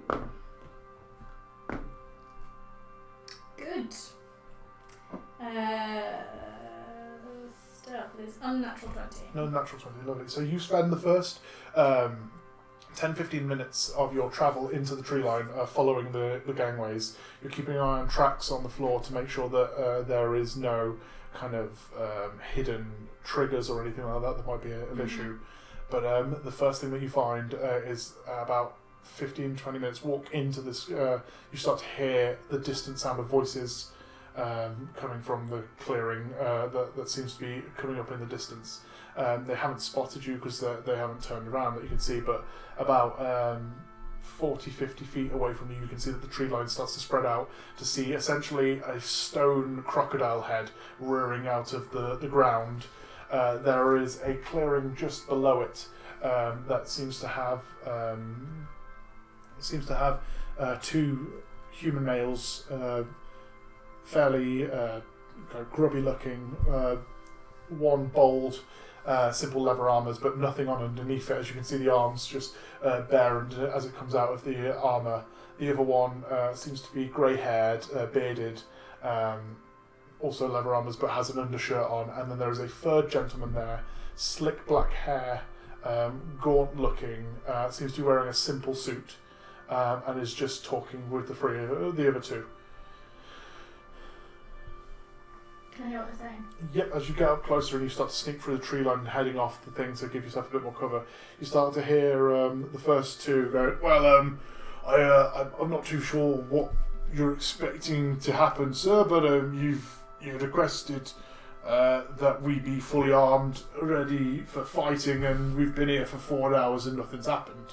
So I'm not too sure what's going on," this being one of the 2 in armour, obviously. And then the gaunt-looking man looks down to me and goes, "Yes, here's the thing. Our friends that have come to collect here have a lot more riding on this than just simple money. And you 2 are not here to fight them. You're here to look like victims." And then he just brings his hands up and crushes his hand into a fist, and you see the pair of them just grab at their throats and start choking out, panicking panic in their eyes, the breath slowly slipping from them. They just drop to the floor. The older gentleman just looks at them, starts to move them in such a way to make them look like they've been attacked, and then takes one of the blades from out of his... He pulls a blade from his waistline behind his jacket and starts scoring across them every now and then. You're not too sure what he's doing with it, but he then places the blade, wipes it with a handkerchief, places the blade back in its waistline, and then blinks out of existence.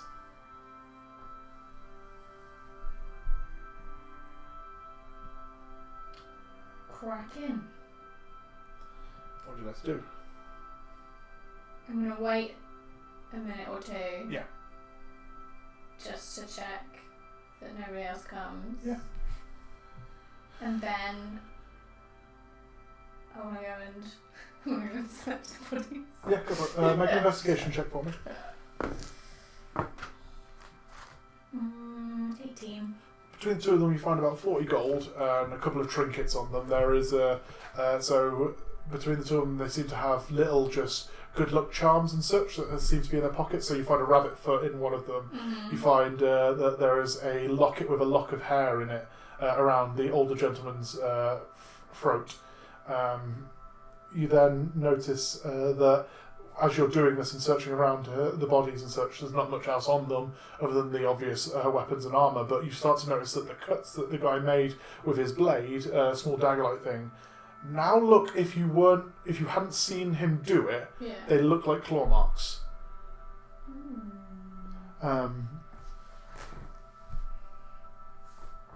Nothing else seems to be in the clearing. They just have a simple fire, a couple of bedrolls, and that's about it. And then there's this crocodile head rearing up, a stairwell going up into the mouth, and you've been told that you're apparently having a meeting in that clearing, in the shrine in a lower area of it. Okay. In which case, I'll head on in and see if I can... Lovely. Still doing stuff? Yeah. Lovely. Roll another stuff of advantage for me. I've got... Ooh. 25. 25. Lovely. So Sneaky. you step into the corridor. There is no lights or anything like that, but there are... there are lights. I'm just being an idiot. Every now and then there are sconces along the wall that have been lit. You follow the corridor in about 10 feet and then it starts to drop into a stairwell that is very steep. It comes down about 40-50 feet and then opens up into a corridor with 2 doors on the left and follows along. The first door of which, you want to remember, is open. I'll have a careful peek through that. You quickly peek through simple kind of there's nothing in the room apart from cobwebs and stuff in the corners, but there is a young man sat on some rubble and boulders, just slowly sharpening a blade. Looks same kind of outfit, if you want, or uniform if there were, of the two that were upstairs. Black hair, just seems to be about 18, 19 in age. Can I listen at the other door? Yeah, you go over and make a perception check for me.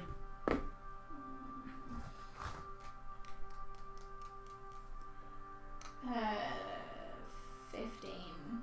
Just quiet room that you can hear.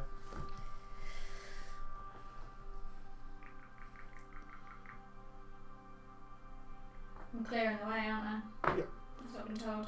You've been told to go in and remove any issues that might be there. You have the gentleman in that room there. There doesn't seem to be anything in that room that you can hear there, and then the corridor stretches along.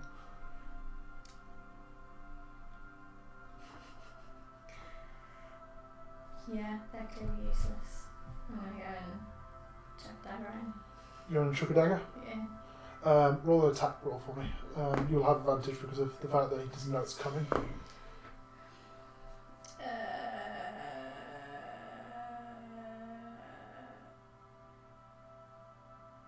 completely blanked.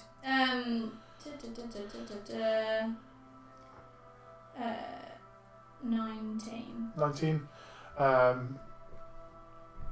Yep, it just swings through, slams into the back of him, he kind of falls forward.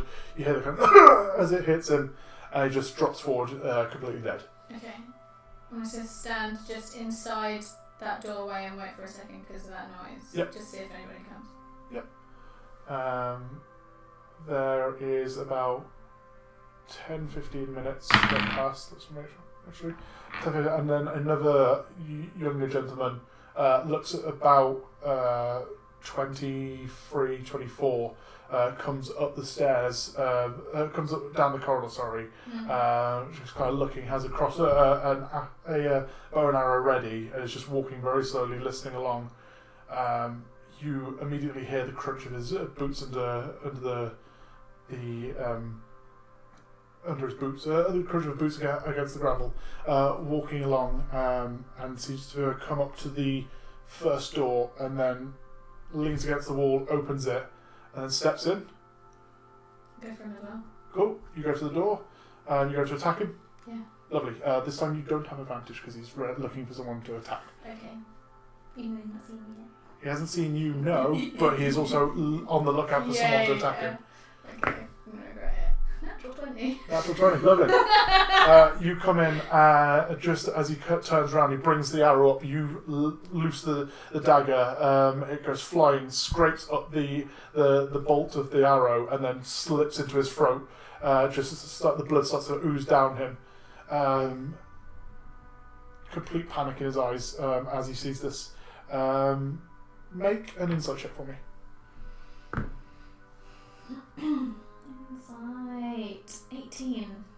You are used to seeing, as someone who's worked with the serrated blade at least, you're used to seeing someone who is not prepared to die, but is in a look of I'm in a fight, I am ready to at least be attacked and such like that.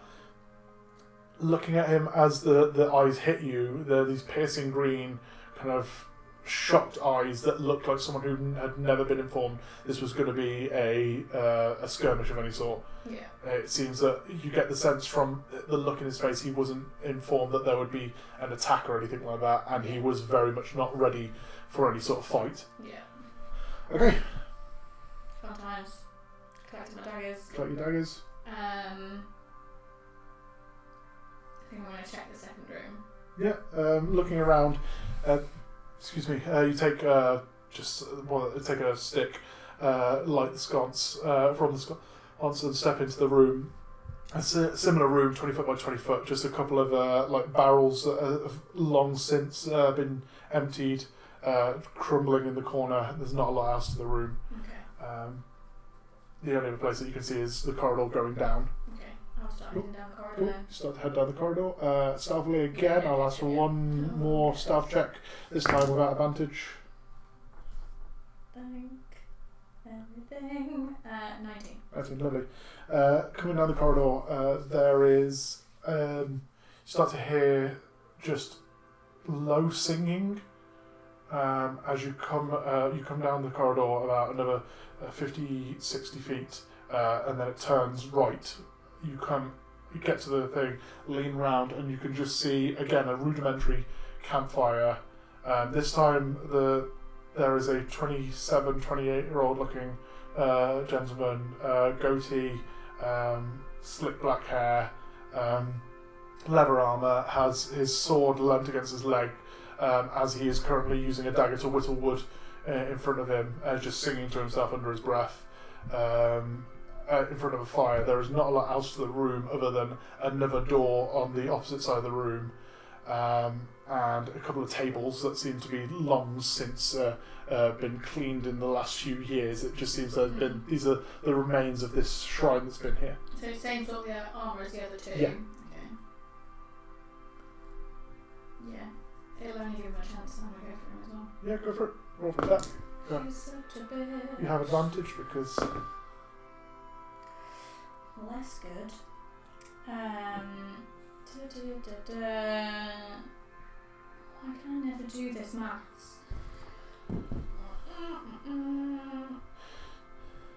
Yeah, 13.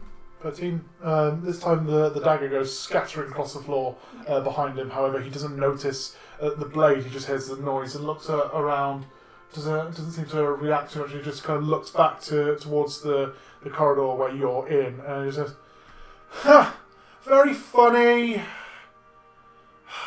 Go check the perimeter." And just continues with his whittling. I'll check the other one in. Cool. So this time it's straight roll. I've got to get rid of. Oh my gosh. That's better. 23. 23. This time again hits in the side of the neck. You just see the blood spurting out as the blade hits quite deep into his throat. Yeah. Completely washed away. He doesn't seem to have any time to breathe or anything like that. He just drops and is dead. I'm going to go collect my daggers. Cool. And then you said there was a door. There is a door, yes. I'll go listen at the door. Cool. Make a perception check for me. Natural 20. Dripping water is all you can hear.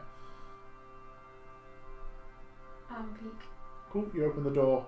There is a stairwell going down. This time there is an ominously blue kind of light coming from the bottom of the stairs, but there's no like fire or anything that is lighting this corridor. It looks to drop about another 30 feet. So that's clearly where we're meeting. I don't know whether to go in without everybody. You were told that Scarrow and Cryax would be going in to meet the people head on. It's just that he sent you guys as like you guys thought you could attack us. We've taken out your people before, sort of thing. Yes. Yeah, I'll have a sneak down then. You have a sneak down. Coming to the bottom of the stairs, it leads round into a corridor that follows down about 10 feet and then opens into a more natural cavern type thing. There is a pool of water in the middle and just a circular chamber type thing. It looks more natural cavern than man-made at all. Okay. But there is a pool of water. It's about 50 feet wide at any point. The water itself in the middle is about 25 feet wide in the middle as a circle as well. Okay. Looks like the ominous blue light that you can see seems to be coming from the water. Okay. So just kind of empty cavern and the water, nothing too untoward or crazy. Nope. No people that I can see. As you turn back around to go around, however, you walk into the chest of, immediately recognising because of you saw him upstairs, the gentleman in the suit, black slicked hair, goatee. He just looks down at you and goes, well, visitors were not welcome for another half an hour. I seem to have lost my way. Very cute. What are you doing? Just checking the place out. Ah, you were the one who dealt with my boys upstairs, then I'm assuming. I don't know what you mean. 3 young-looking gentlemen, unfortunately, bereft of breath and life. I made it quick, if that makes it any better. I mean, I didn't give a fuck. I was going to kill them anyway. I didn't think you would, quite frankly. I have finished my job. What job was that? You mercenaries are thinking you need to know everything. I am simply here to make sure that certain things fall into place, and one of which was, are you working for the Serrated Blade or the Coffers? Who wants to know? Interested party. Oh, look at you wanting to know all the information now. I mean, I can take it by force if I want to.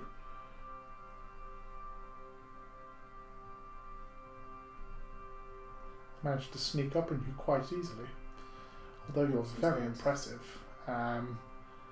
Some skills need honing before raising a blade. What would you recommend?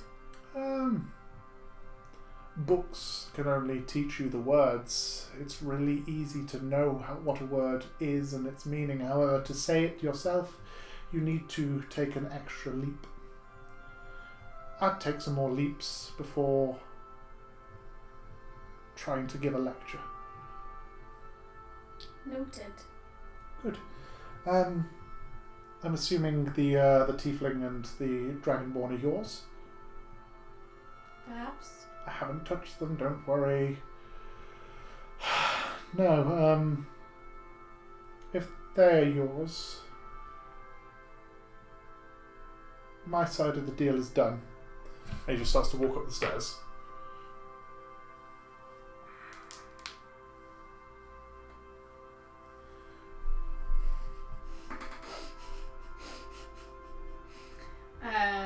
This is all clear, so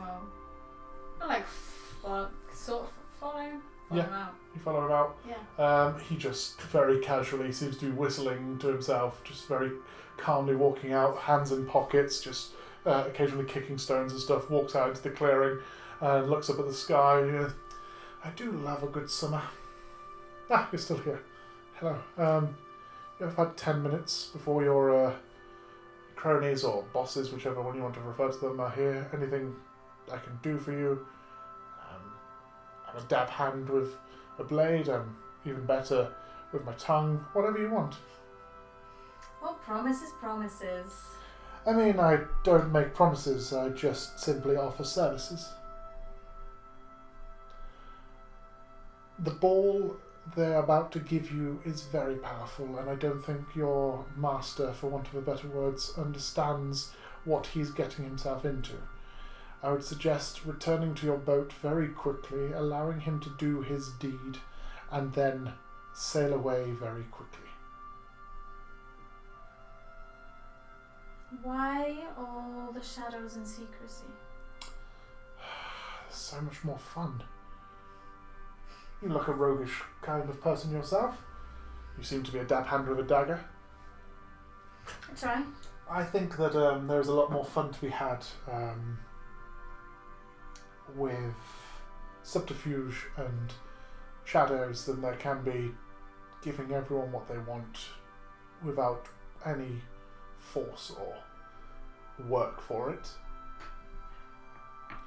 If you ever need me, and he reaches into his inside pocket and pulls out a card and hands it to you, as I will be unfortunately disposed of for the next few weeks, but I'm sure you can write on this and it will get to me. And if not, I'll wait at the shrines as you guys normally seem to do. Thank you for your service. And then he blinks out of existence again. I'm gonna look at the card. Cool. You look at the card. There is just a simple, it's kind of, there's a simple design of a dagger with like rather. So the dagger is black, but where there looks to be like a claw mark across it is in bright orange. 3 claw marks going across it. There is no name or anything like that. Having a look at it, however, you are familiar, especially with someone who has dealt with this sort of thing with Scarrow and everyone else. This is telepathic paper. Writing on it writes on the other piece of paper what it says. Okay. Interesting.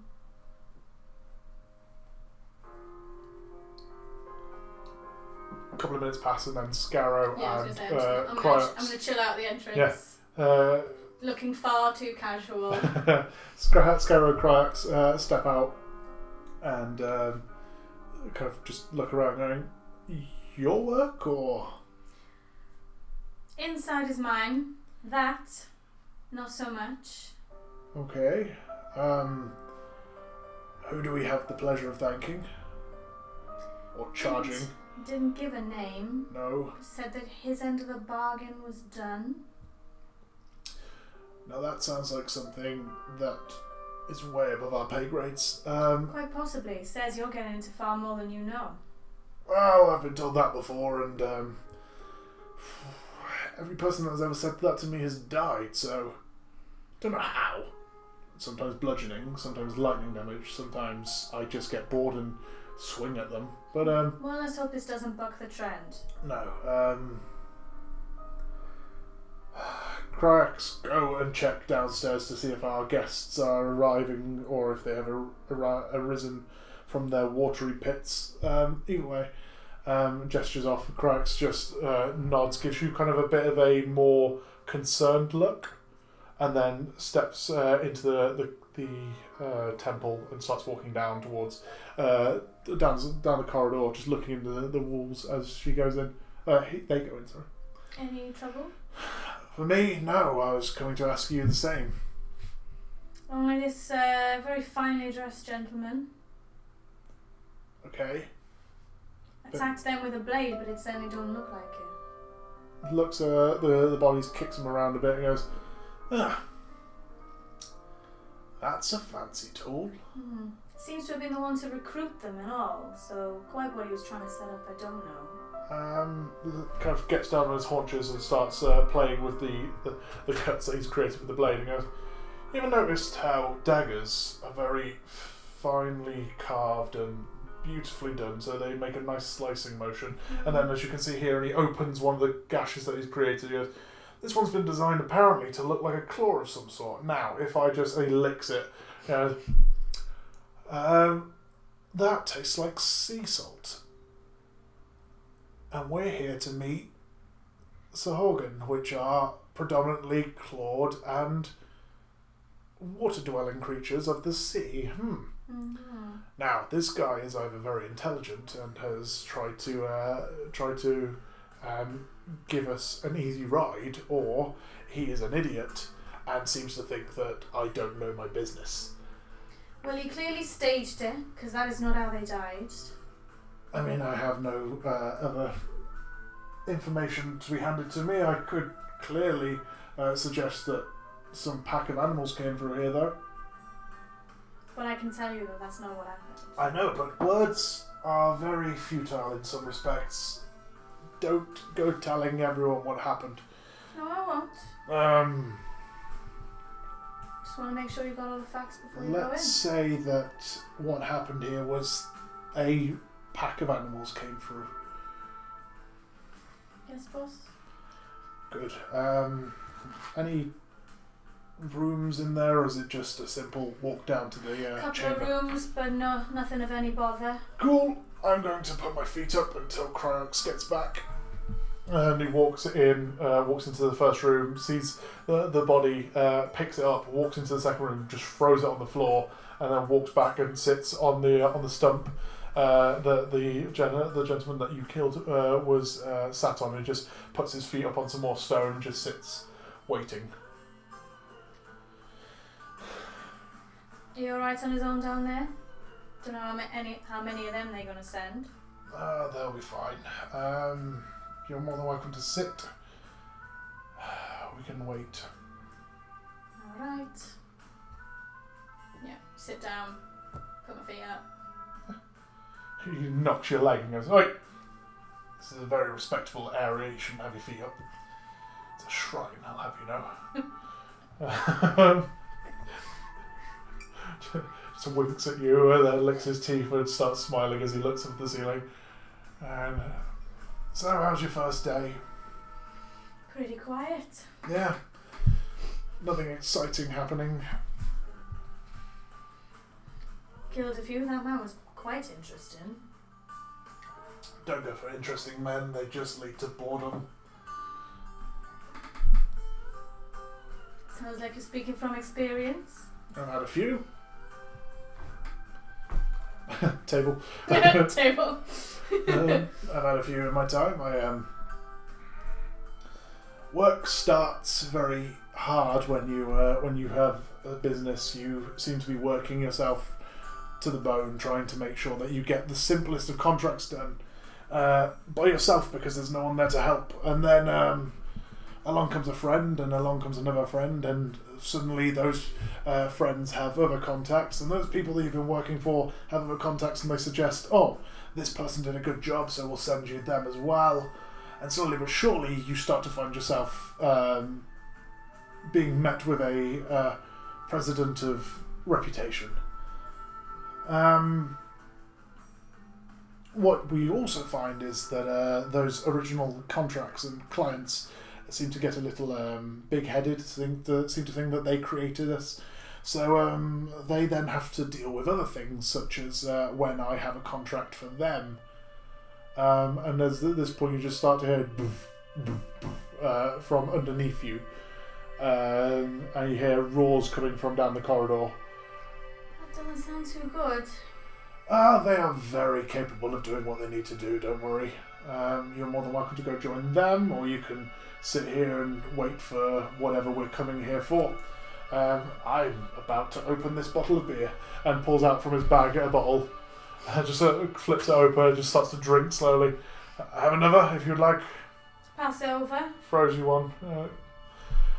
I'd give them half an hour because they like to enjoy themselves when they get into this state, but never, ever, and I'm giving you this as an order, not as a friendly advice, piss off Cryax, and just starts drinking. Bring any cards we could pass the time with? Of course you didn't. Well, unless you're going to give me a story or anything else, I will sit and quietly drink my beer and wait for my associate to come back with my item. You have a lot of confidence in them. Confidence is earned, and so far so good.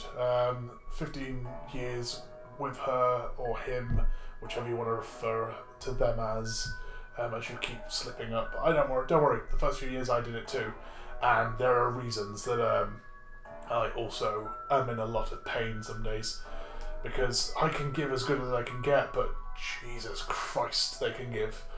You don't even know how many of these things are going to turn up. Are you familiar with the Utgard?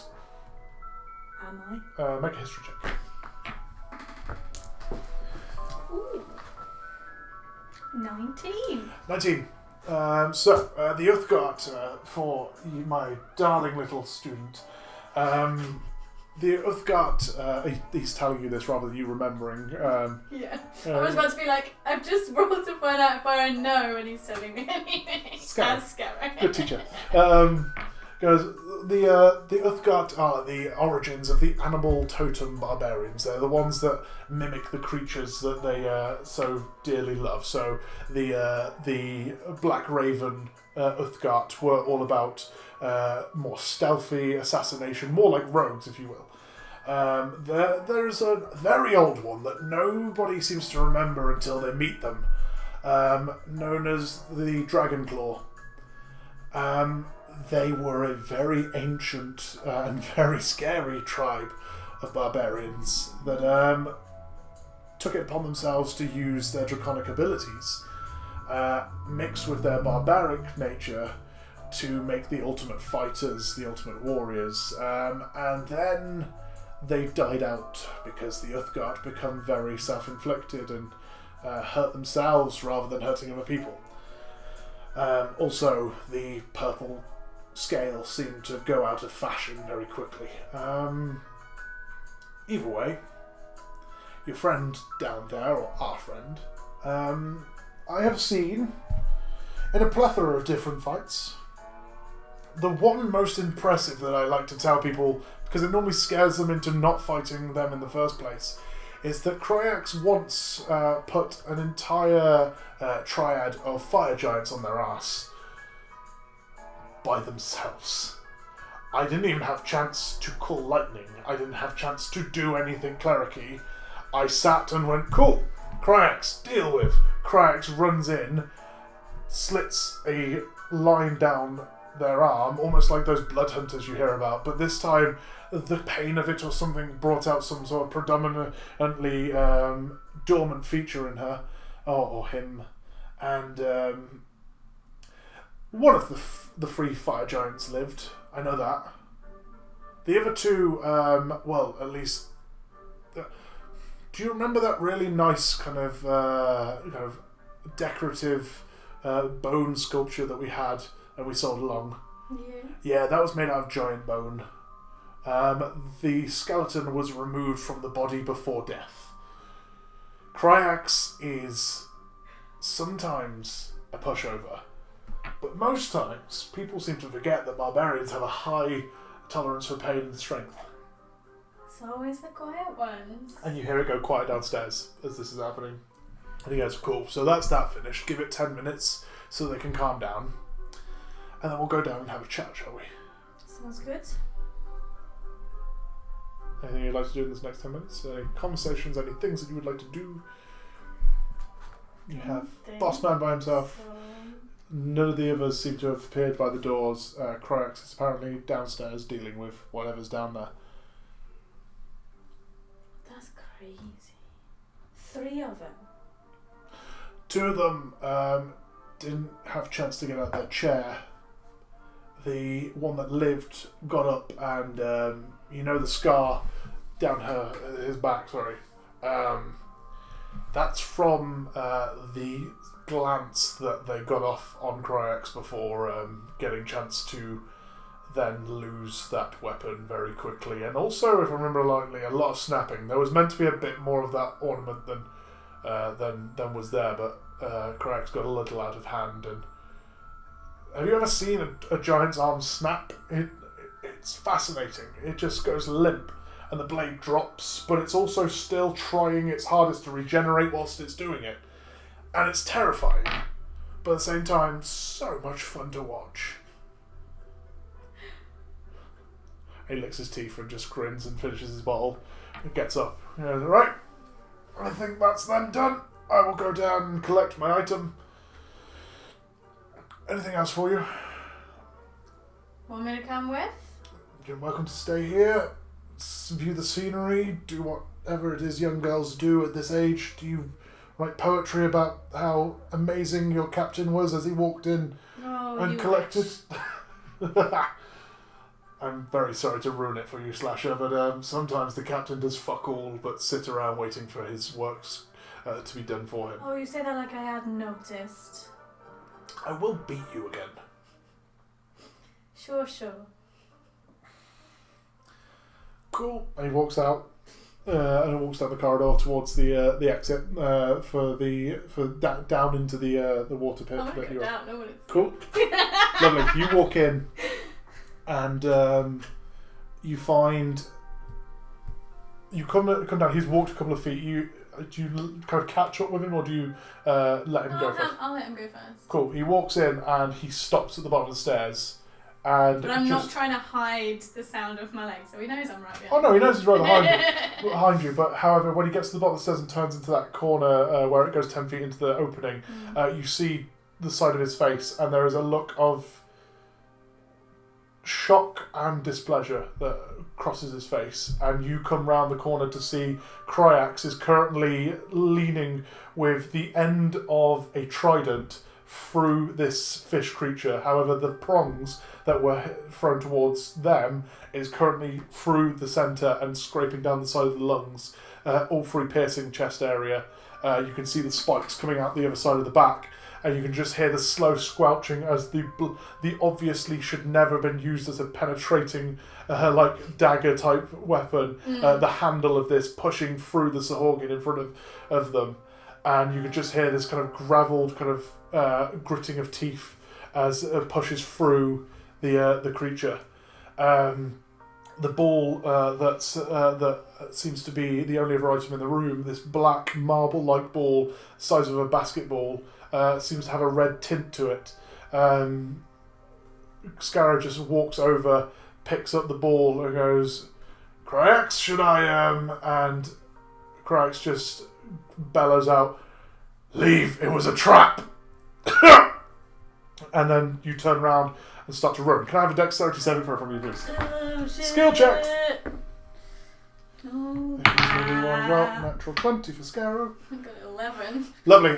You trip on yourself as he just turns and goes run, and you start to run out. You see, just as he turns and starts to run, you see these tentacles start to come out of the water, rising. They look blackish rather than any creature you've ever seen. They look like they're made out of shadow of some sort. They start to wrap around the room and then notice that you guys are leaving and just fling towards the exit. You immediately turn around, trip on the rock that's underneath your foot. Scarrow grabs you and drags you up the stairs.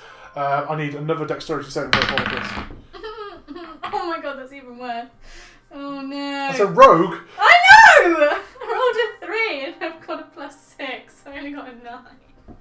Lovely. He lets go of you and starts running, trying to get out of the room as fast as possible, sees that you slip and grabs you again and just starts dragging you at this point. You just hear him going, "Don't look back, just keep running." And you start charging through that room, which was the final chamber before coming down, and then round into the corridor leaving. I would like one more dexterity saving throw, please. Better, be better, much better. 24. Cool. As you come through into that corridor, it's crumbling and starting to drop in on itself. Scarrow throws you forward and starts running after you. You skitter across the floor, roll into a gamble and start charging as the stone walls start to collapse in on you. Scarrow just pushing away, landing, comes scattering out. There's a moment where you essentially have one large rock coming down onto you. Scarrow literally rugby tackles you, slams you through the exit and out onto the the top of the stairs out the front, and lands, starts turning, trying to protect you, as you hear the scraping of the metal plate in his back, just scraping across the floor. and you just see you are currently staring directly into the face of Scarrow, who is currently scrunched up face. Looks like he's taking a bit more than he could chew, and comes scraping across, then drops down the stairwell. You use him essentially as a sleigh or a bob ski, just coming down the stairs and land. He just completely lets go of you and just lands. You're currently lying on top of him, and he stops breathing and he's just lying there. Stops breathing. He's stopped breathing and he's just lying there. The ball is currently still. He's got it in a bag that he's holding in one hand, and he's just lying there, stopped breathing for a second. You notice that the gash around his throat from where he was executed has ripped open. I have no skills. Is there anything I can do to... Is there anything I can do? You've never been taught in the cleric domain. You have never been taught healing magics. You've only ever been taught his teachings of Umberly and such like that. You have never dealt with anything other than that, so you're not too sure what's going on. Nope. I'm also well aware that I'm not going to be strong enough to drag him. No, that's fine. I mean, I would try. Is there anything, I will try. Is there anything you'd like to do other than just drag him across the floor? Is there? I don't think I'm really good for that. Like, can I see, is there anything like, I don't know, like a plank of wood or something that I can drag him onto to make it easier to move him? Or... There's debris around the place like bark and such, but you don't know if it'll hold him. He's quite a big tiefling at the best of times. Yes. You start to notice as you're sat there looking around, then you look back to him that his eyes start to flutter open a bit. He just looks up at you.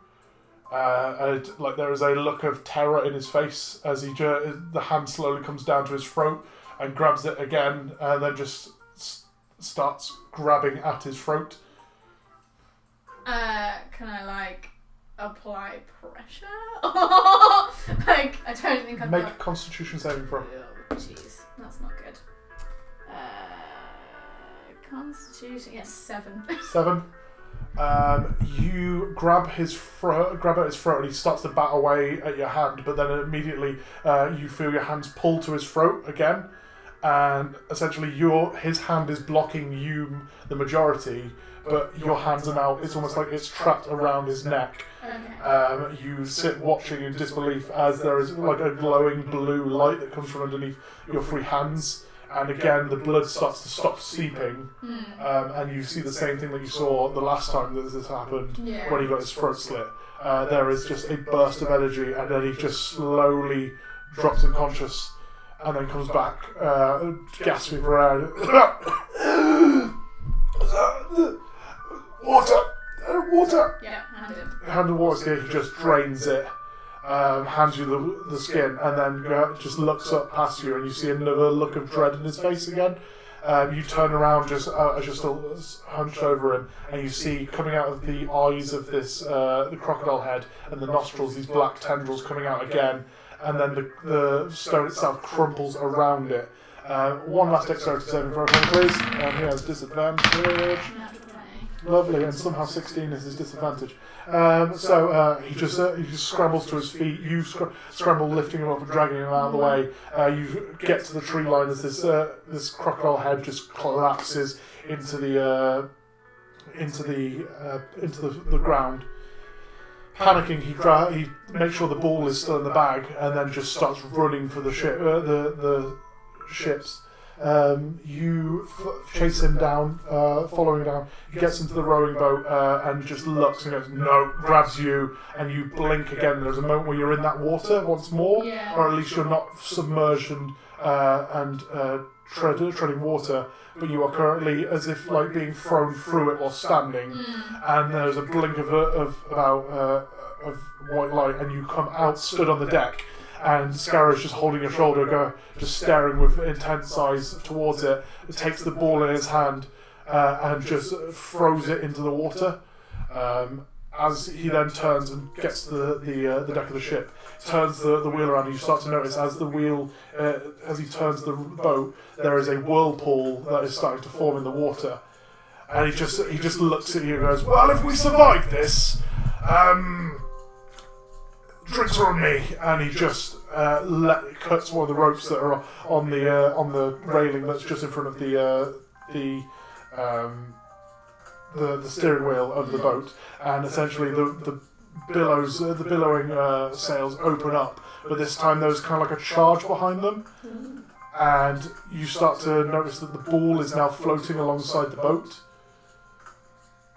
Boss? Yes? That's not disconcerting at all. What's going on? I'm going to try outrun the whirlpool. Why? What's the problem? There's a fucking floating ball next to it. Okay, that's fun. Well, we'll deal with that when we get to it. And he's the winds that are picking up from around the whirlpool start to pull the boat in, as well as powering it forward, so it's going faster and faster into the whirlpool.